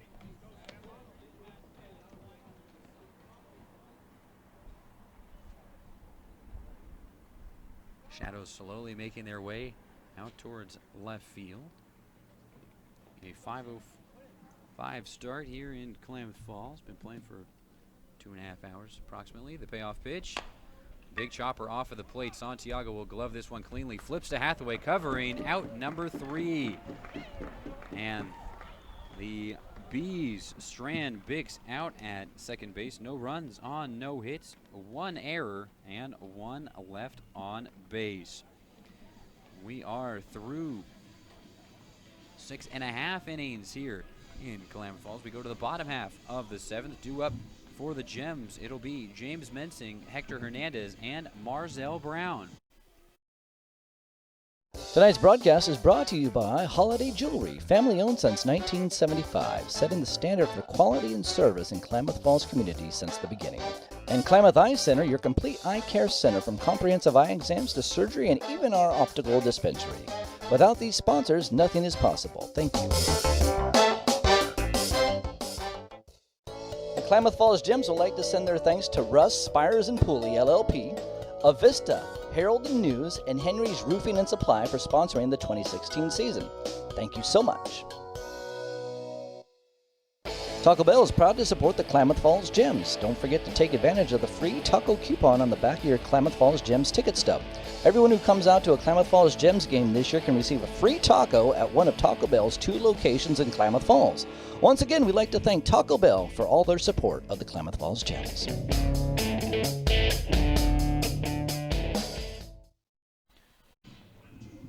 Number 27, Brian Jakimick, into the game. The Gems have seen him at the plate more than they've seen him on the mound. But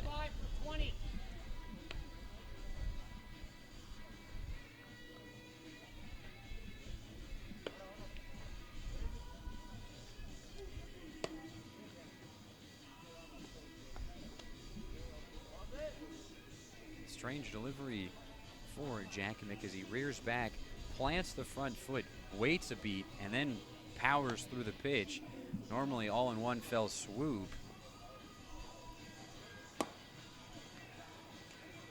Still has got a lot of speed on that, but a little added deception for Jakimick.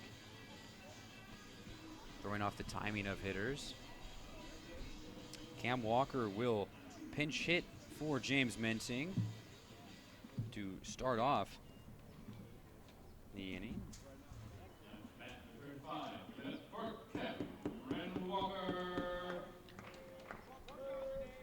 Mensing finishes the day 0 for 1. The run scored.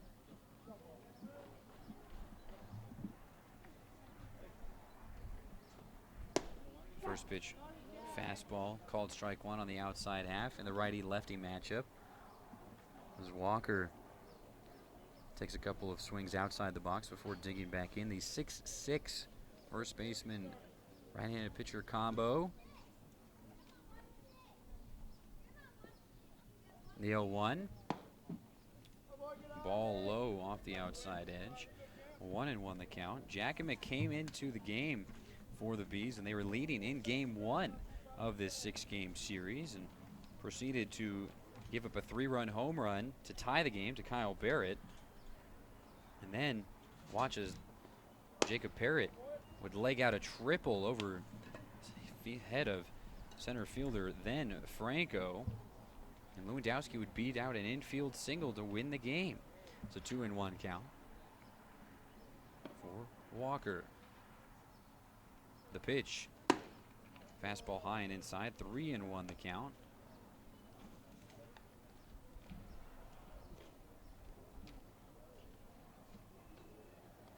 As Jakimick eyes in at Resto. Sets up on the outside half. The 3-1. And called strike on the outside half. Perhaps a makeup call, as that one was well off the outside edge. Strike 2. Equally frustrating for pitchers and batters alike, the changing strike zone. The payoff pitch. And that is ball 4. Low and inside. No contention there on that call for the Gems, as that'll bring up Hector Hernandez with Walker aboard to start off Jakimick's appearance. Hernandez is now 2 for 3 on the day with a pair of runs scored and 3 driven in. A triple to right center field. Blew the game open for the Gems in the 3rd, putting them on top. Lead they haven't relinquished since. First pitch swinging to high, chopper up to shortstop. Chance for 2. They flip to Stratopoulos. A long throw, not in time. Has to become off the bag. Does Davison to block it. A fielder's choice hit into by Hernandez. Looks like Stratopoulos didn't get a whole lot on that throw, as Walker was bearing down on him. A big 6'6", 215-pounder barreling at you. Might have your mind elsewhere. That'll bring up Marzell Brown. Brown had his first hit in his last at bat, 1 for 3 on the night. Drove in a run. Part of the Gems' 5-run 6th. First pitch swung on and missed. Fastball on the inside half against Brown. Brown took over in right field for Engman. Then he and Hernandez flip-flopped on the corners. He's now back in left field, his preferred corner outfield spot. And Hernandez over in right.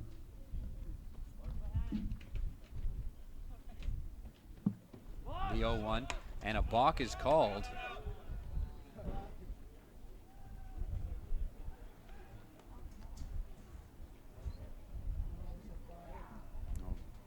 Bunt called out as opposed to balk. Does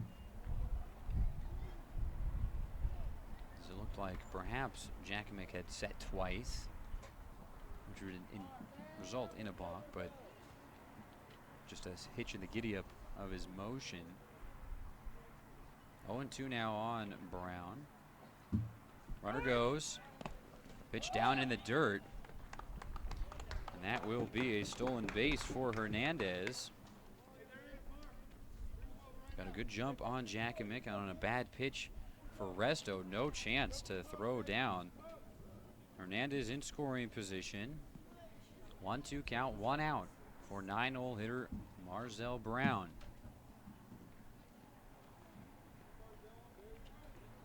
The 1-2. And strike 3 looking up high.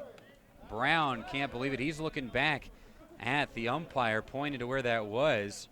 And a round of groans come from the Gems dugout. They can't believe that.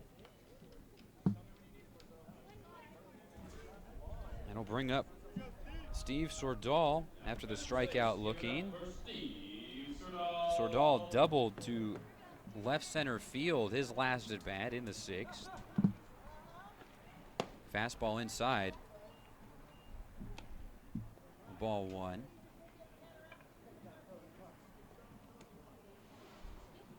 The 1-0 count, 2 outs. Hernandez out at second base.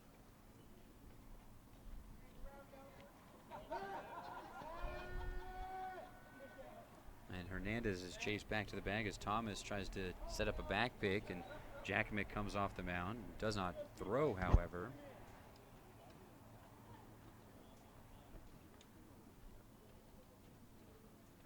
The 1-0 will be driven right over the head of Thomas into left center field. Hernandez will round third, chugging for home, and he will stroll into home plate as the throw will go up to second base. And back-to-back at-bats resulting in RBIs for Sordahl. He's now got 3 runs driven in.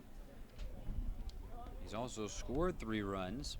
A very productive day for the leadoff man, as Hernandez scores for the 3rd time today. That'll bring up Keone McKee. McKee 1 for 5 today. Single through the right side and a run scored, and 3 groundouts and a fly out. 1 on, 2 outs. Sordahl at first base with good speed.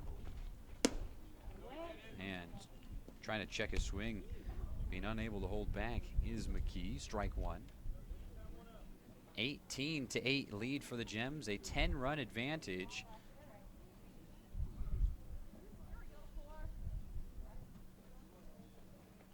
Throw over, a lazy throw from Jakimick to Davison, has Sordahl diving in head first safely. McKee digs back in.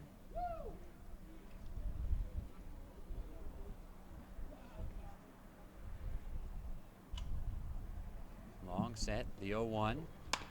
Big ground to the right side, a long run for Sirtopoulos. Off the end of his glove, a throw in time as he recovers from the initial misplay.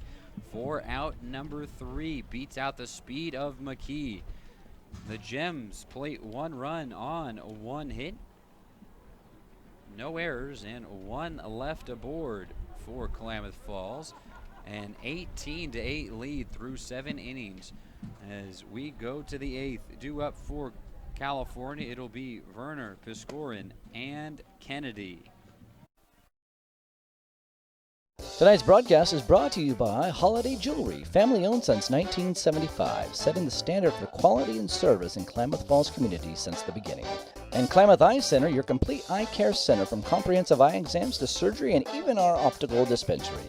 Without these sponsors, nothing is possible. Thank you.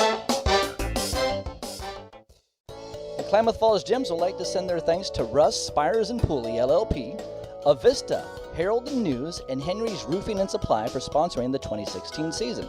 Thank you so much.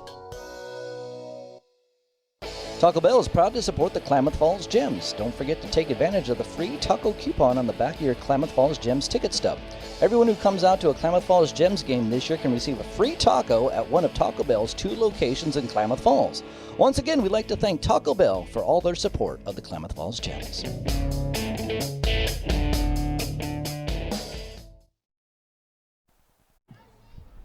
Brian Hathaway back out on the mound.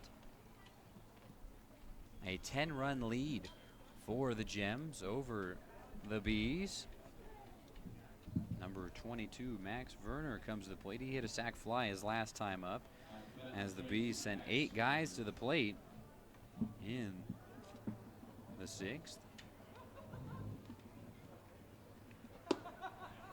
First pitch, fastball inside, ball 1 from Hathaway. And of course, now you can't really call the sidearm pitches fastballs, perhaps, from Hathaway, who has a more traditional over-the-top heater.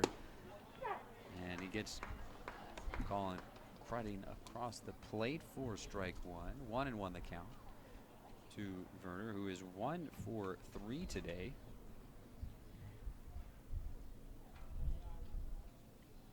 The 1-1 pitch, a sidearm delivery, tapped foul, right back to home plate, strike 2. And Werner will head over into the beyond right-handed batter's box area, take off his helmet, readjust it, place it back on. We've seen him do that a lot this series, a part of his during at-bat routine. Kind of collect himself after perhaps a bad swing. The 1-2 pitch, swung on, fouled back into the net. Remains a 1-2 count.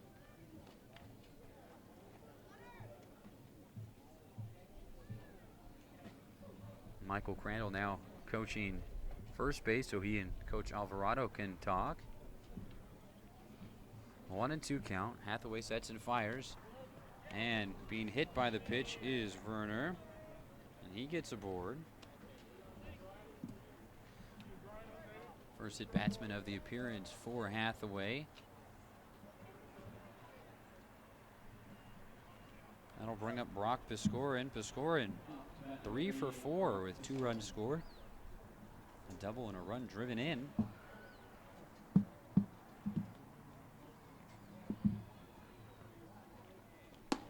First pitch called strike on Piscorin. Coming in on left-handed hitters, the delivery from Hathaway.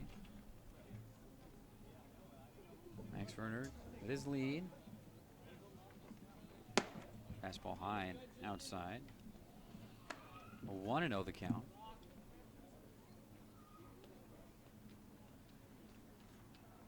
Werner with his lead over at first base. Santiago covering.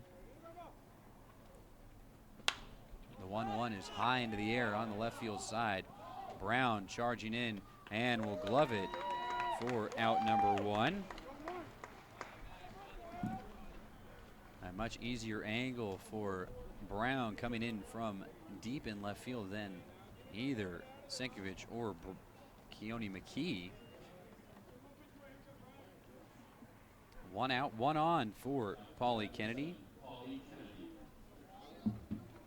Kennedy popped out with 2 aboard in foul territory in a full count. And this one is ripped foul. Strike 1. It was against Daniel Goodell in his 1 inning of work. Came into the 6th and righted the ship after Adrian Santiago had walked 3 aboard and 3 batters. Soft roller to the mound. Hathaway gloves it, pops up out of his glove. He regains control. Underhand flip to Santiago for out number 2. Advancing over to second is Werner.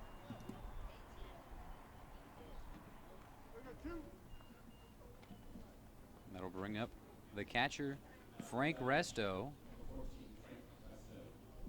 Resto 0 for 2 today with a pair of walks, a fielder's choice, and a fly out. Ball 1 is James Mensing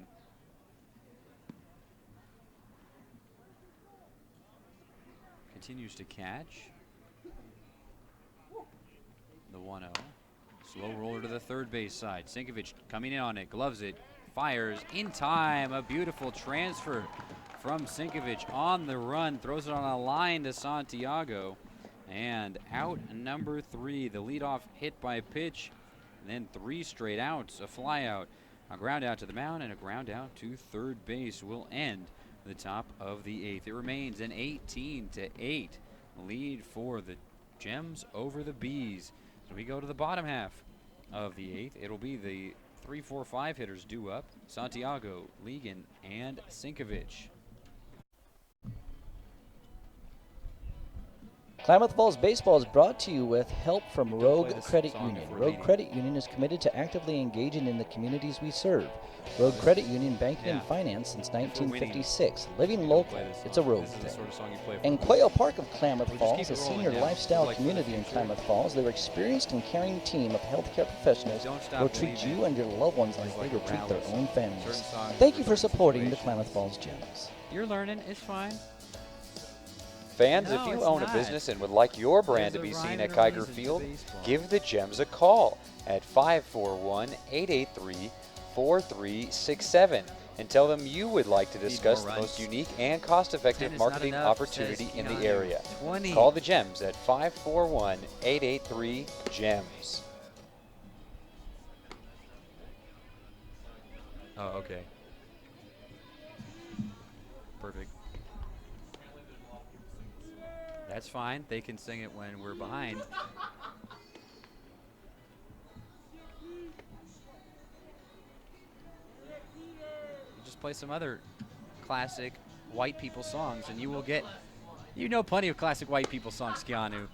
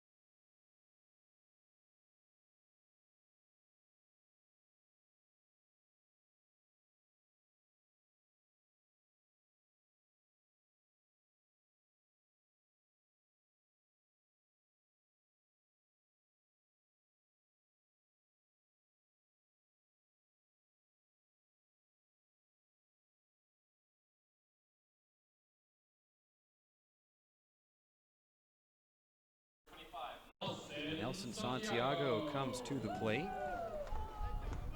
An 18-8 lead for the Gems and into the bottom half of the 8th. Jakimick, first pitch fastball off the outside half. Ball 1. There's an extended talk out on the mound between Coach Crandall, Jakimick, and the catcher Resto. The 1-0 comes and a nearly exact same position, now called a strike. 1-1 the count.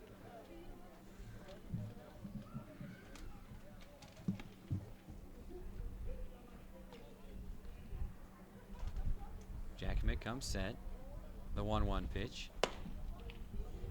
Now, fastball over the heart of the plate, but just a little bit low. Has a long look in from Jakimick to the home plate umpire Miller. He's able to get a strike on the outside half, but not one down the middle. The 2-1. Called strike on the outside edge. 2-2 the count.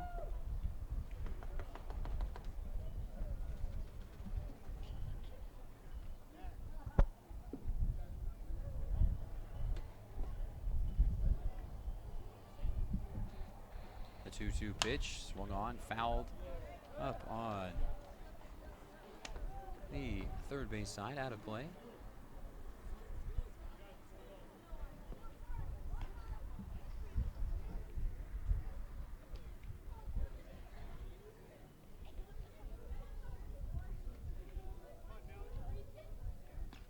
Sets the 2-2 pitch.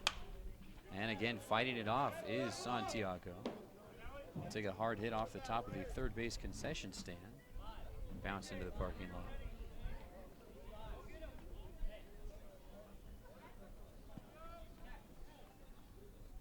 Nolan Ligon on deck. Sinkovich in the hole. The 2-2 pitch will again be fought off by Santiago, and he's putting together a nice battle here against Jakimick.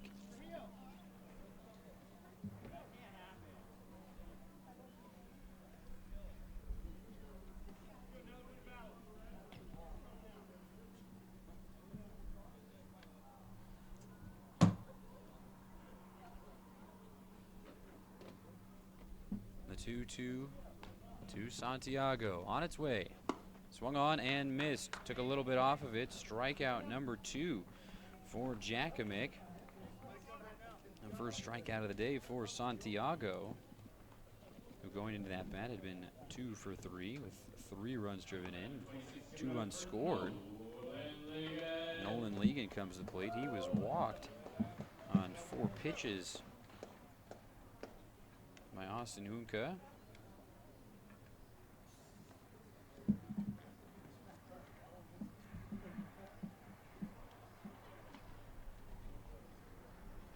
And first pitch, strike on Nolan Ligon.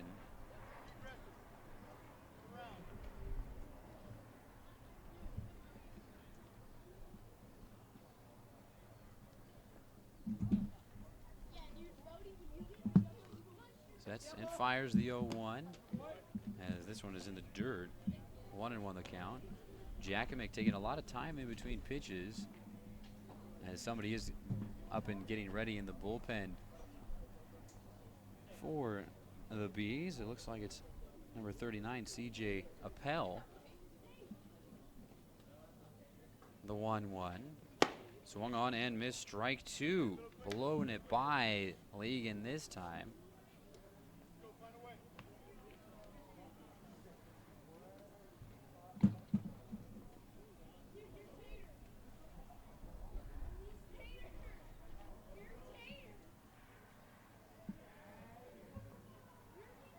The 1-2. Fastball high off the outside edge, trying to get Ligon to chase. An 18-8 lead for the Gems. They've scored in every inning but the first. 2 runs in the second, 4 runs in the third, 5 runs in the fourth, 1 run in the fifth. The 2-2 to Ligon. A high drive into left center field. A long run for Kennedy, and he squares it up 1 step in front of the warning track for out number 2. Hit sky high and very deep, but out for Ligon. That'll bring up Colin Sinkovich.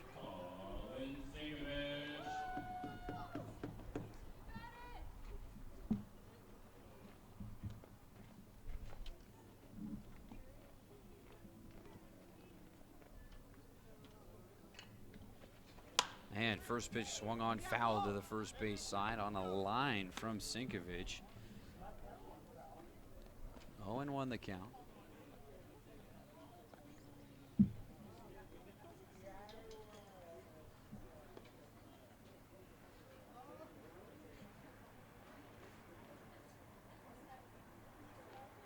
The 0-1. Fastball low, 1-1 the count. Sinkovich came in the 6th defensively for Kyle Barrett. He's stranded at second base in that inning. Fastball runs away from Jakimick as Resto has to go to the backhand, spin around to grab that. Sam Davison comes in from first base to discuss.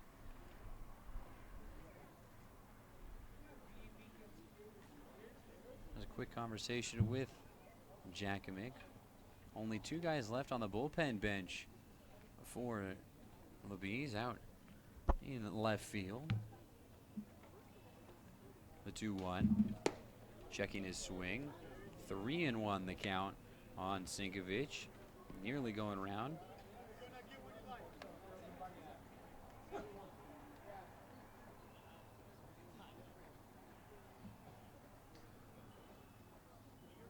3-1 pitch. And ball 4 taken by Sinkovich to extend the inning. A 2-out walk. Second walk of the appearance for Jakovic. He walked the first batter he faced in Cam Walker. And it'll bring up Alvarado. Alvarado started off the 5-run sixth and then ended it with a 4-3 ground out as the Gems batted around. And fastball away, 1-0 the count. As Jakovic taking a lot of time in between pitches as C.J. Appel trying to get heated up in the pen as he starts walking back and forth out on the bullpen. Swung on and missed, strike 1 from Alvarado. Appel, the 6'8", 220-pound sophomore from Chapman University. Seen earlier in this series by the Gems.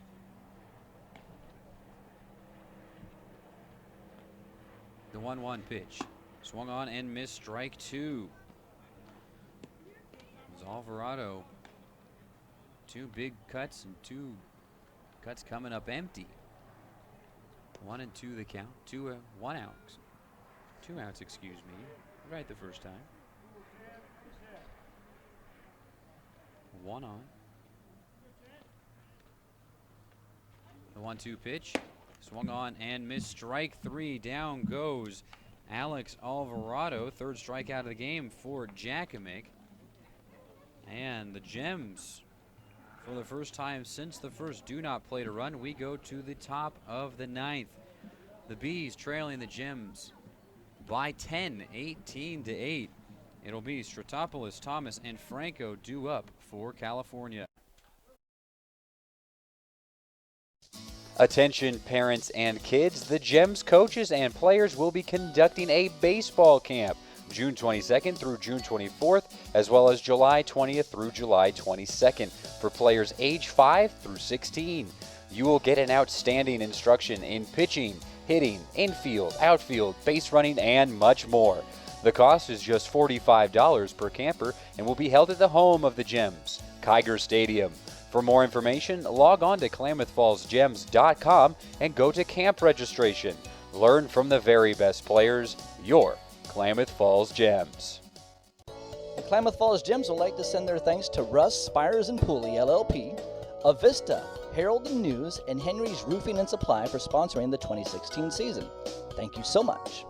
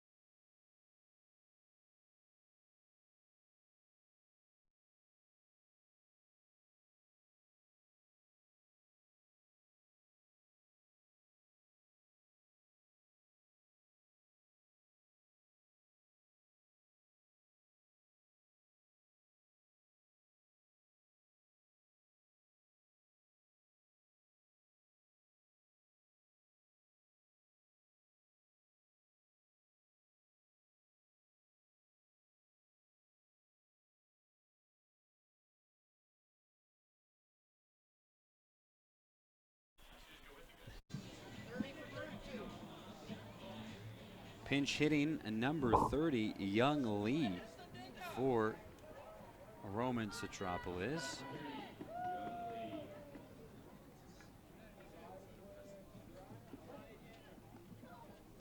Citropoulos finishes the day 1 for 4.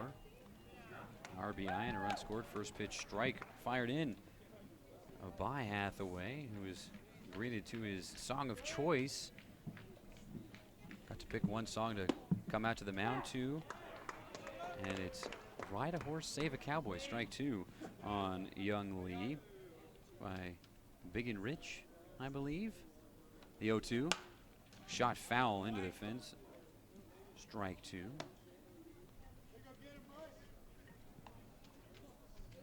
Hathaway from Orlando, Florida. Doesn't really give off a real country vibe, but The 0-2 will go way outside, 1-2 the count. But regardless of that, going with that country staple. Got a lot of people in the fans here singing along the first time that he came out and that was played. And he stuck with it. The 1-2 pitch will run just a bit off the outside edge. 2-2 the count. Dave Miller, the home plate umpire. Corey Stratton in the field. The 2-2. Drive into left field. Played off of one bounce by Marzell Brown. And it's a leadoff single for Young Lee in a pinch hit situation. Put himself aboard for Austin Thomas. Thomas is 2 for 4 today. A single, an error, another single, and a strikeout to round out his day. And first pitch swinging fouled off to the backstop. Strike one. The Gems will be on the road. They'll face Top Speed tomorrow. On your pocket schedule, it says 2 o'clock. It's been moved to 4:30, and then a doubleheader on Tuesday. And Mensing will watch that one pop out of his glove, but not advancing is Lee. As it took hop over to the left and behind Mensing. A 1-1 count. Then the Gems will face off against the San Francisco Seagulls on Wednesday and Thursday. Up and out of play. Strike two fouled off by Thomas. Doubleheaders on Tuesday and Thursday really going to tax this Gem squad.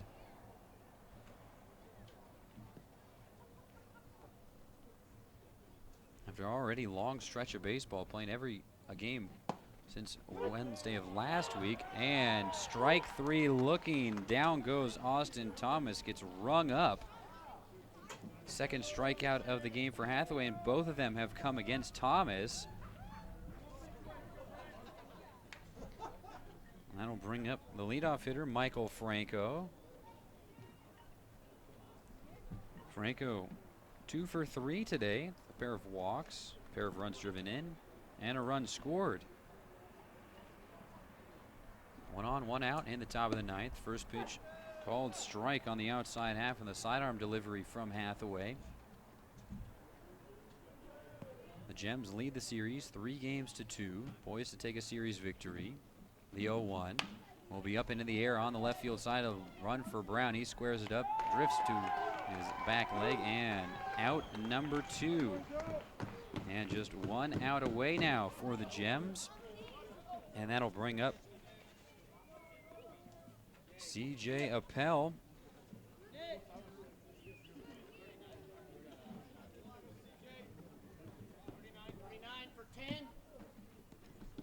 As a call from the dugout, informing everyone in the press box that it's C.J. Appel coming to the plate. First pitch swung on. Strike one.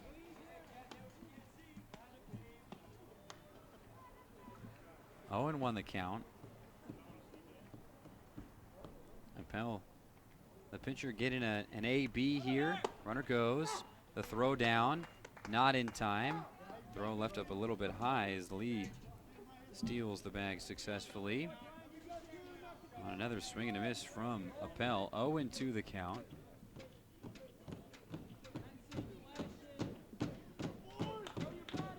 Appel at the plate. The 0-2 on its way over the top, and groans coming from the Gems dugout.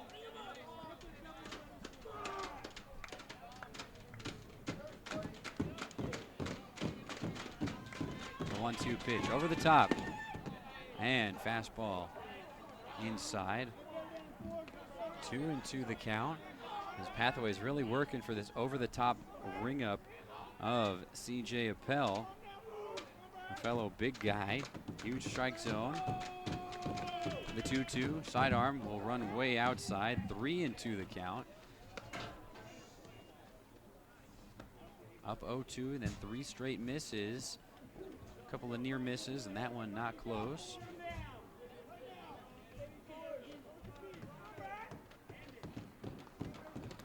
And the payoff pitch swung on and missed. Strikeout to end the game for the Gems and secure the series victory. Hathaway shakes hands with Mensing.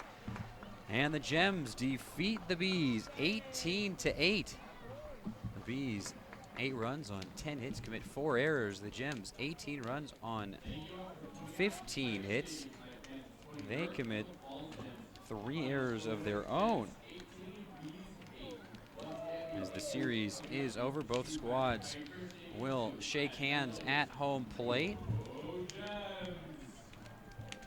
The Gems take 4 of the 6 games from these 2 squads. We will not see the Bees again until the playoffs, should that happen for both squads. It's only the top 3 teams that advance to the playoffs. The Bees currently in the bottom third and will need a prolific July to propel them into those top 3 spots. As the top spot is all alone at top speed, just the 1 loss. The San Francisco Seagulls and the South Bay Storm currently residing in the other 2 spots. The Gems right behind them in 4th place. When we'll be back, we'll have our post-game show to wrap up the series before the road trip down to the Bay Area. Stay tuned. Tonight's broadcast is brought to you by Holiday Jewelry, family-owned since 1975, setting the standard for quality and service in Klamath Falls community since the beginning. And Klamath Eye Center, your complete eye care center, from comprehensive eye exams to surgery and even our optical dispensary. Without these sponsors, nothing is possible. Thank you. The Klamath Falls Gems would like to send their thanks to Russ, Spires and Pooley, LLP, Avista, Herald and News, and Henry's Roofing and Supply for sponsoring the 2016 season. Thank you so much. Taco Bell is proud to support the Klamath Falls Gems. Don't forget to take advantage of the free taco coupon on the back of your Klamath Falls Gems ticket stub. Everyone who comes out to a Klamath Falls Gems game this year can receive a free taco at one of Taco Bell's 2 locations in Klamath Falls. Once again, we'd like to thank Taco Bell for all their support of the Klamath Falls Gems.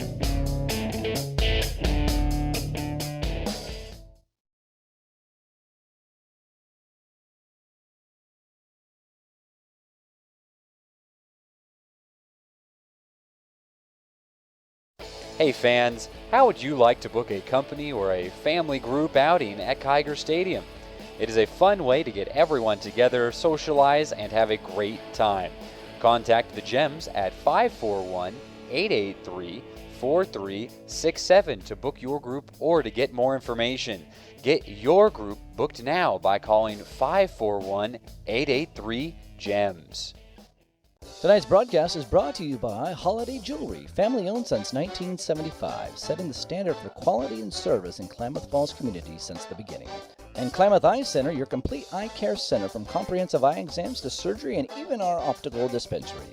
Without these sponsors, nothing is possible. Thank you.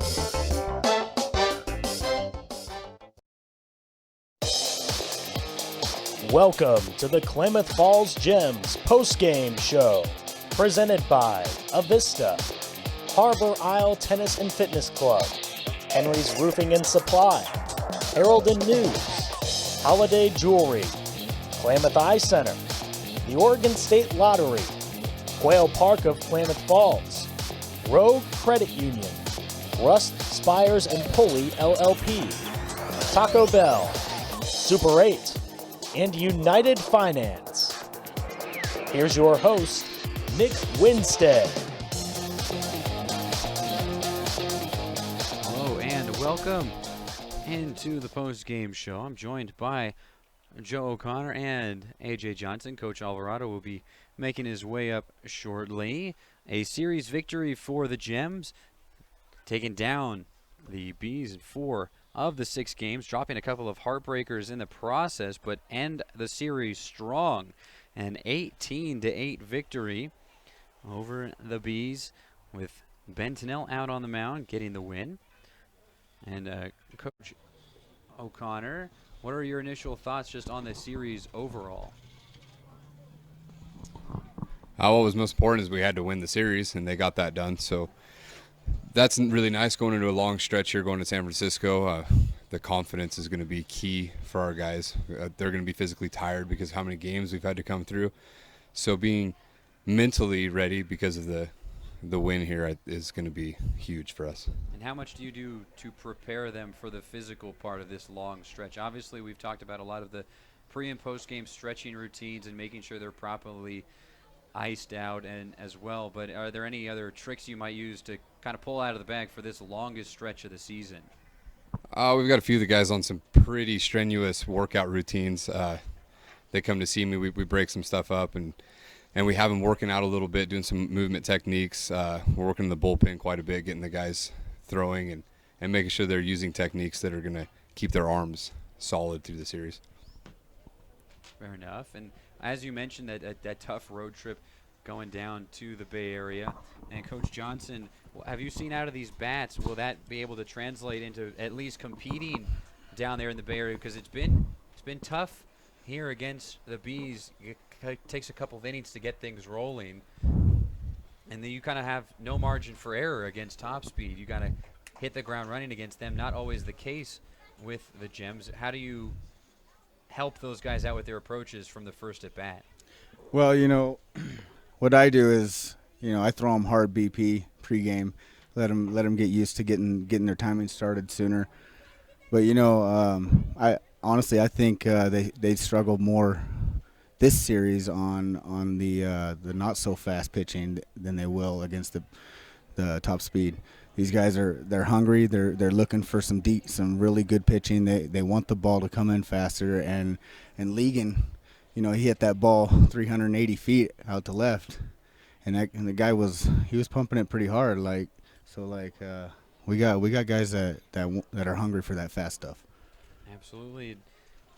Something that also we've seen throughout the course of this series is not only being able to hit the ball well, but putting together good at-bats in order to get into a position to get a well-hit ball. How important is that for this Gem squad to be able to take some pitches, make first off the pitcher get deeper into his pitch count, but also win at-bats in that fashion? Maybe not necessarily attacking first pitch, but getting a better pitch later on in the at-bat. Yeah, that's what I tell each and every one of these guys. Just go up there and put up a good at-bat. See as many pitches as you can. If you're swinging at the first pitch, just make sure it's there. It's the one you want. I don't have a problem with swinging at first pitch, but it needs to be there. But these guys they put up good at-bats. They 5, 6 pitch at-bats, whether it's a strikeout or not, is still a good at-bat. Make the pitcher throw some pitches. And all these guys, they seem to know how to do it. And talk a little bit about Daniel Goodell. Came in and righted the ship in the sixth when it looked as if maybe the Bees were going to make one of their comebacks, which we've seen several times in this series. A very good offensive team.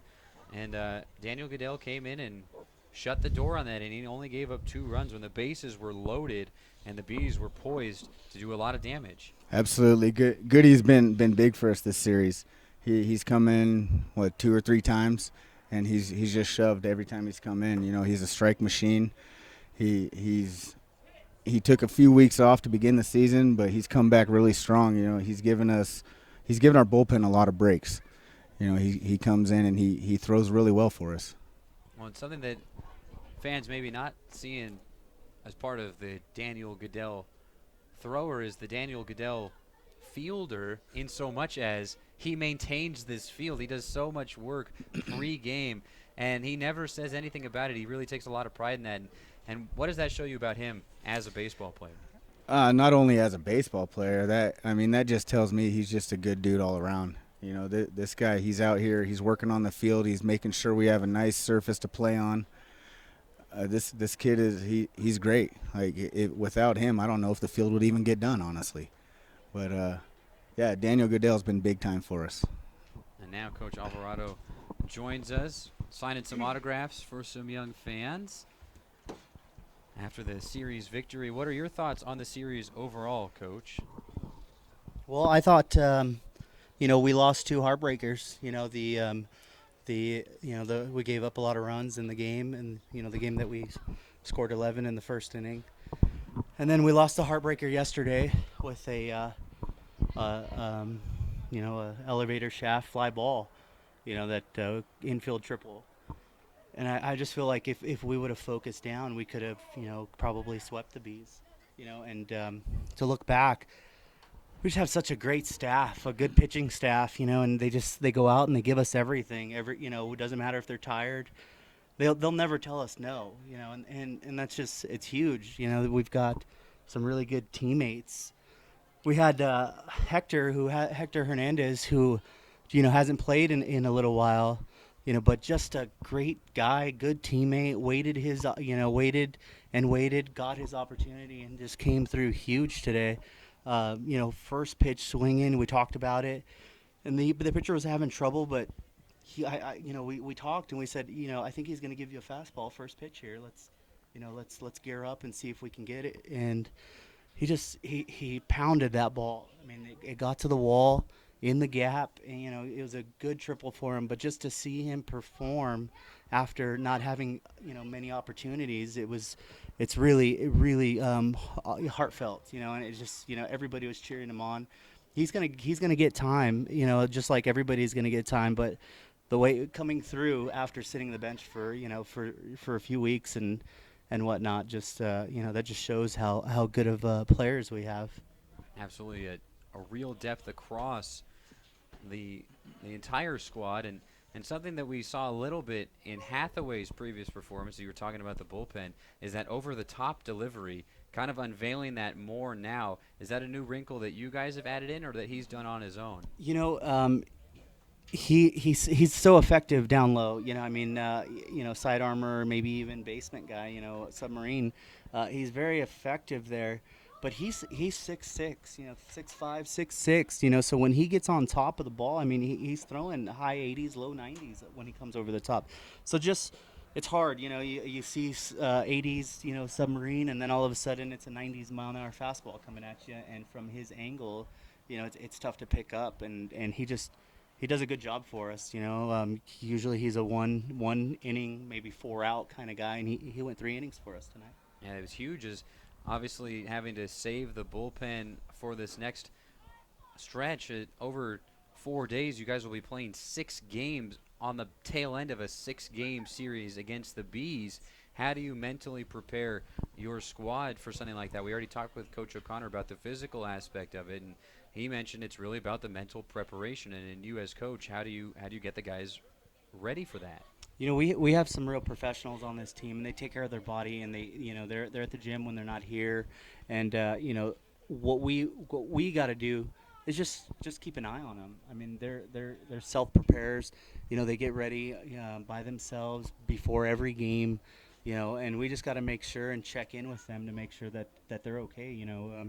Some guys will never tell you they're hurting, but just keeping an eye on them, and we've been around these players enough.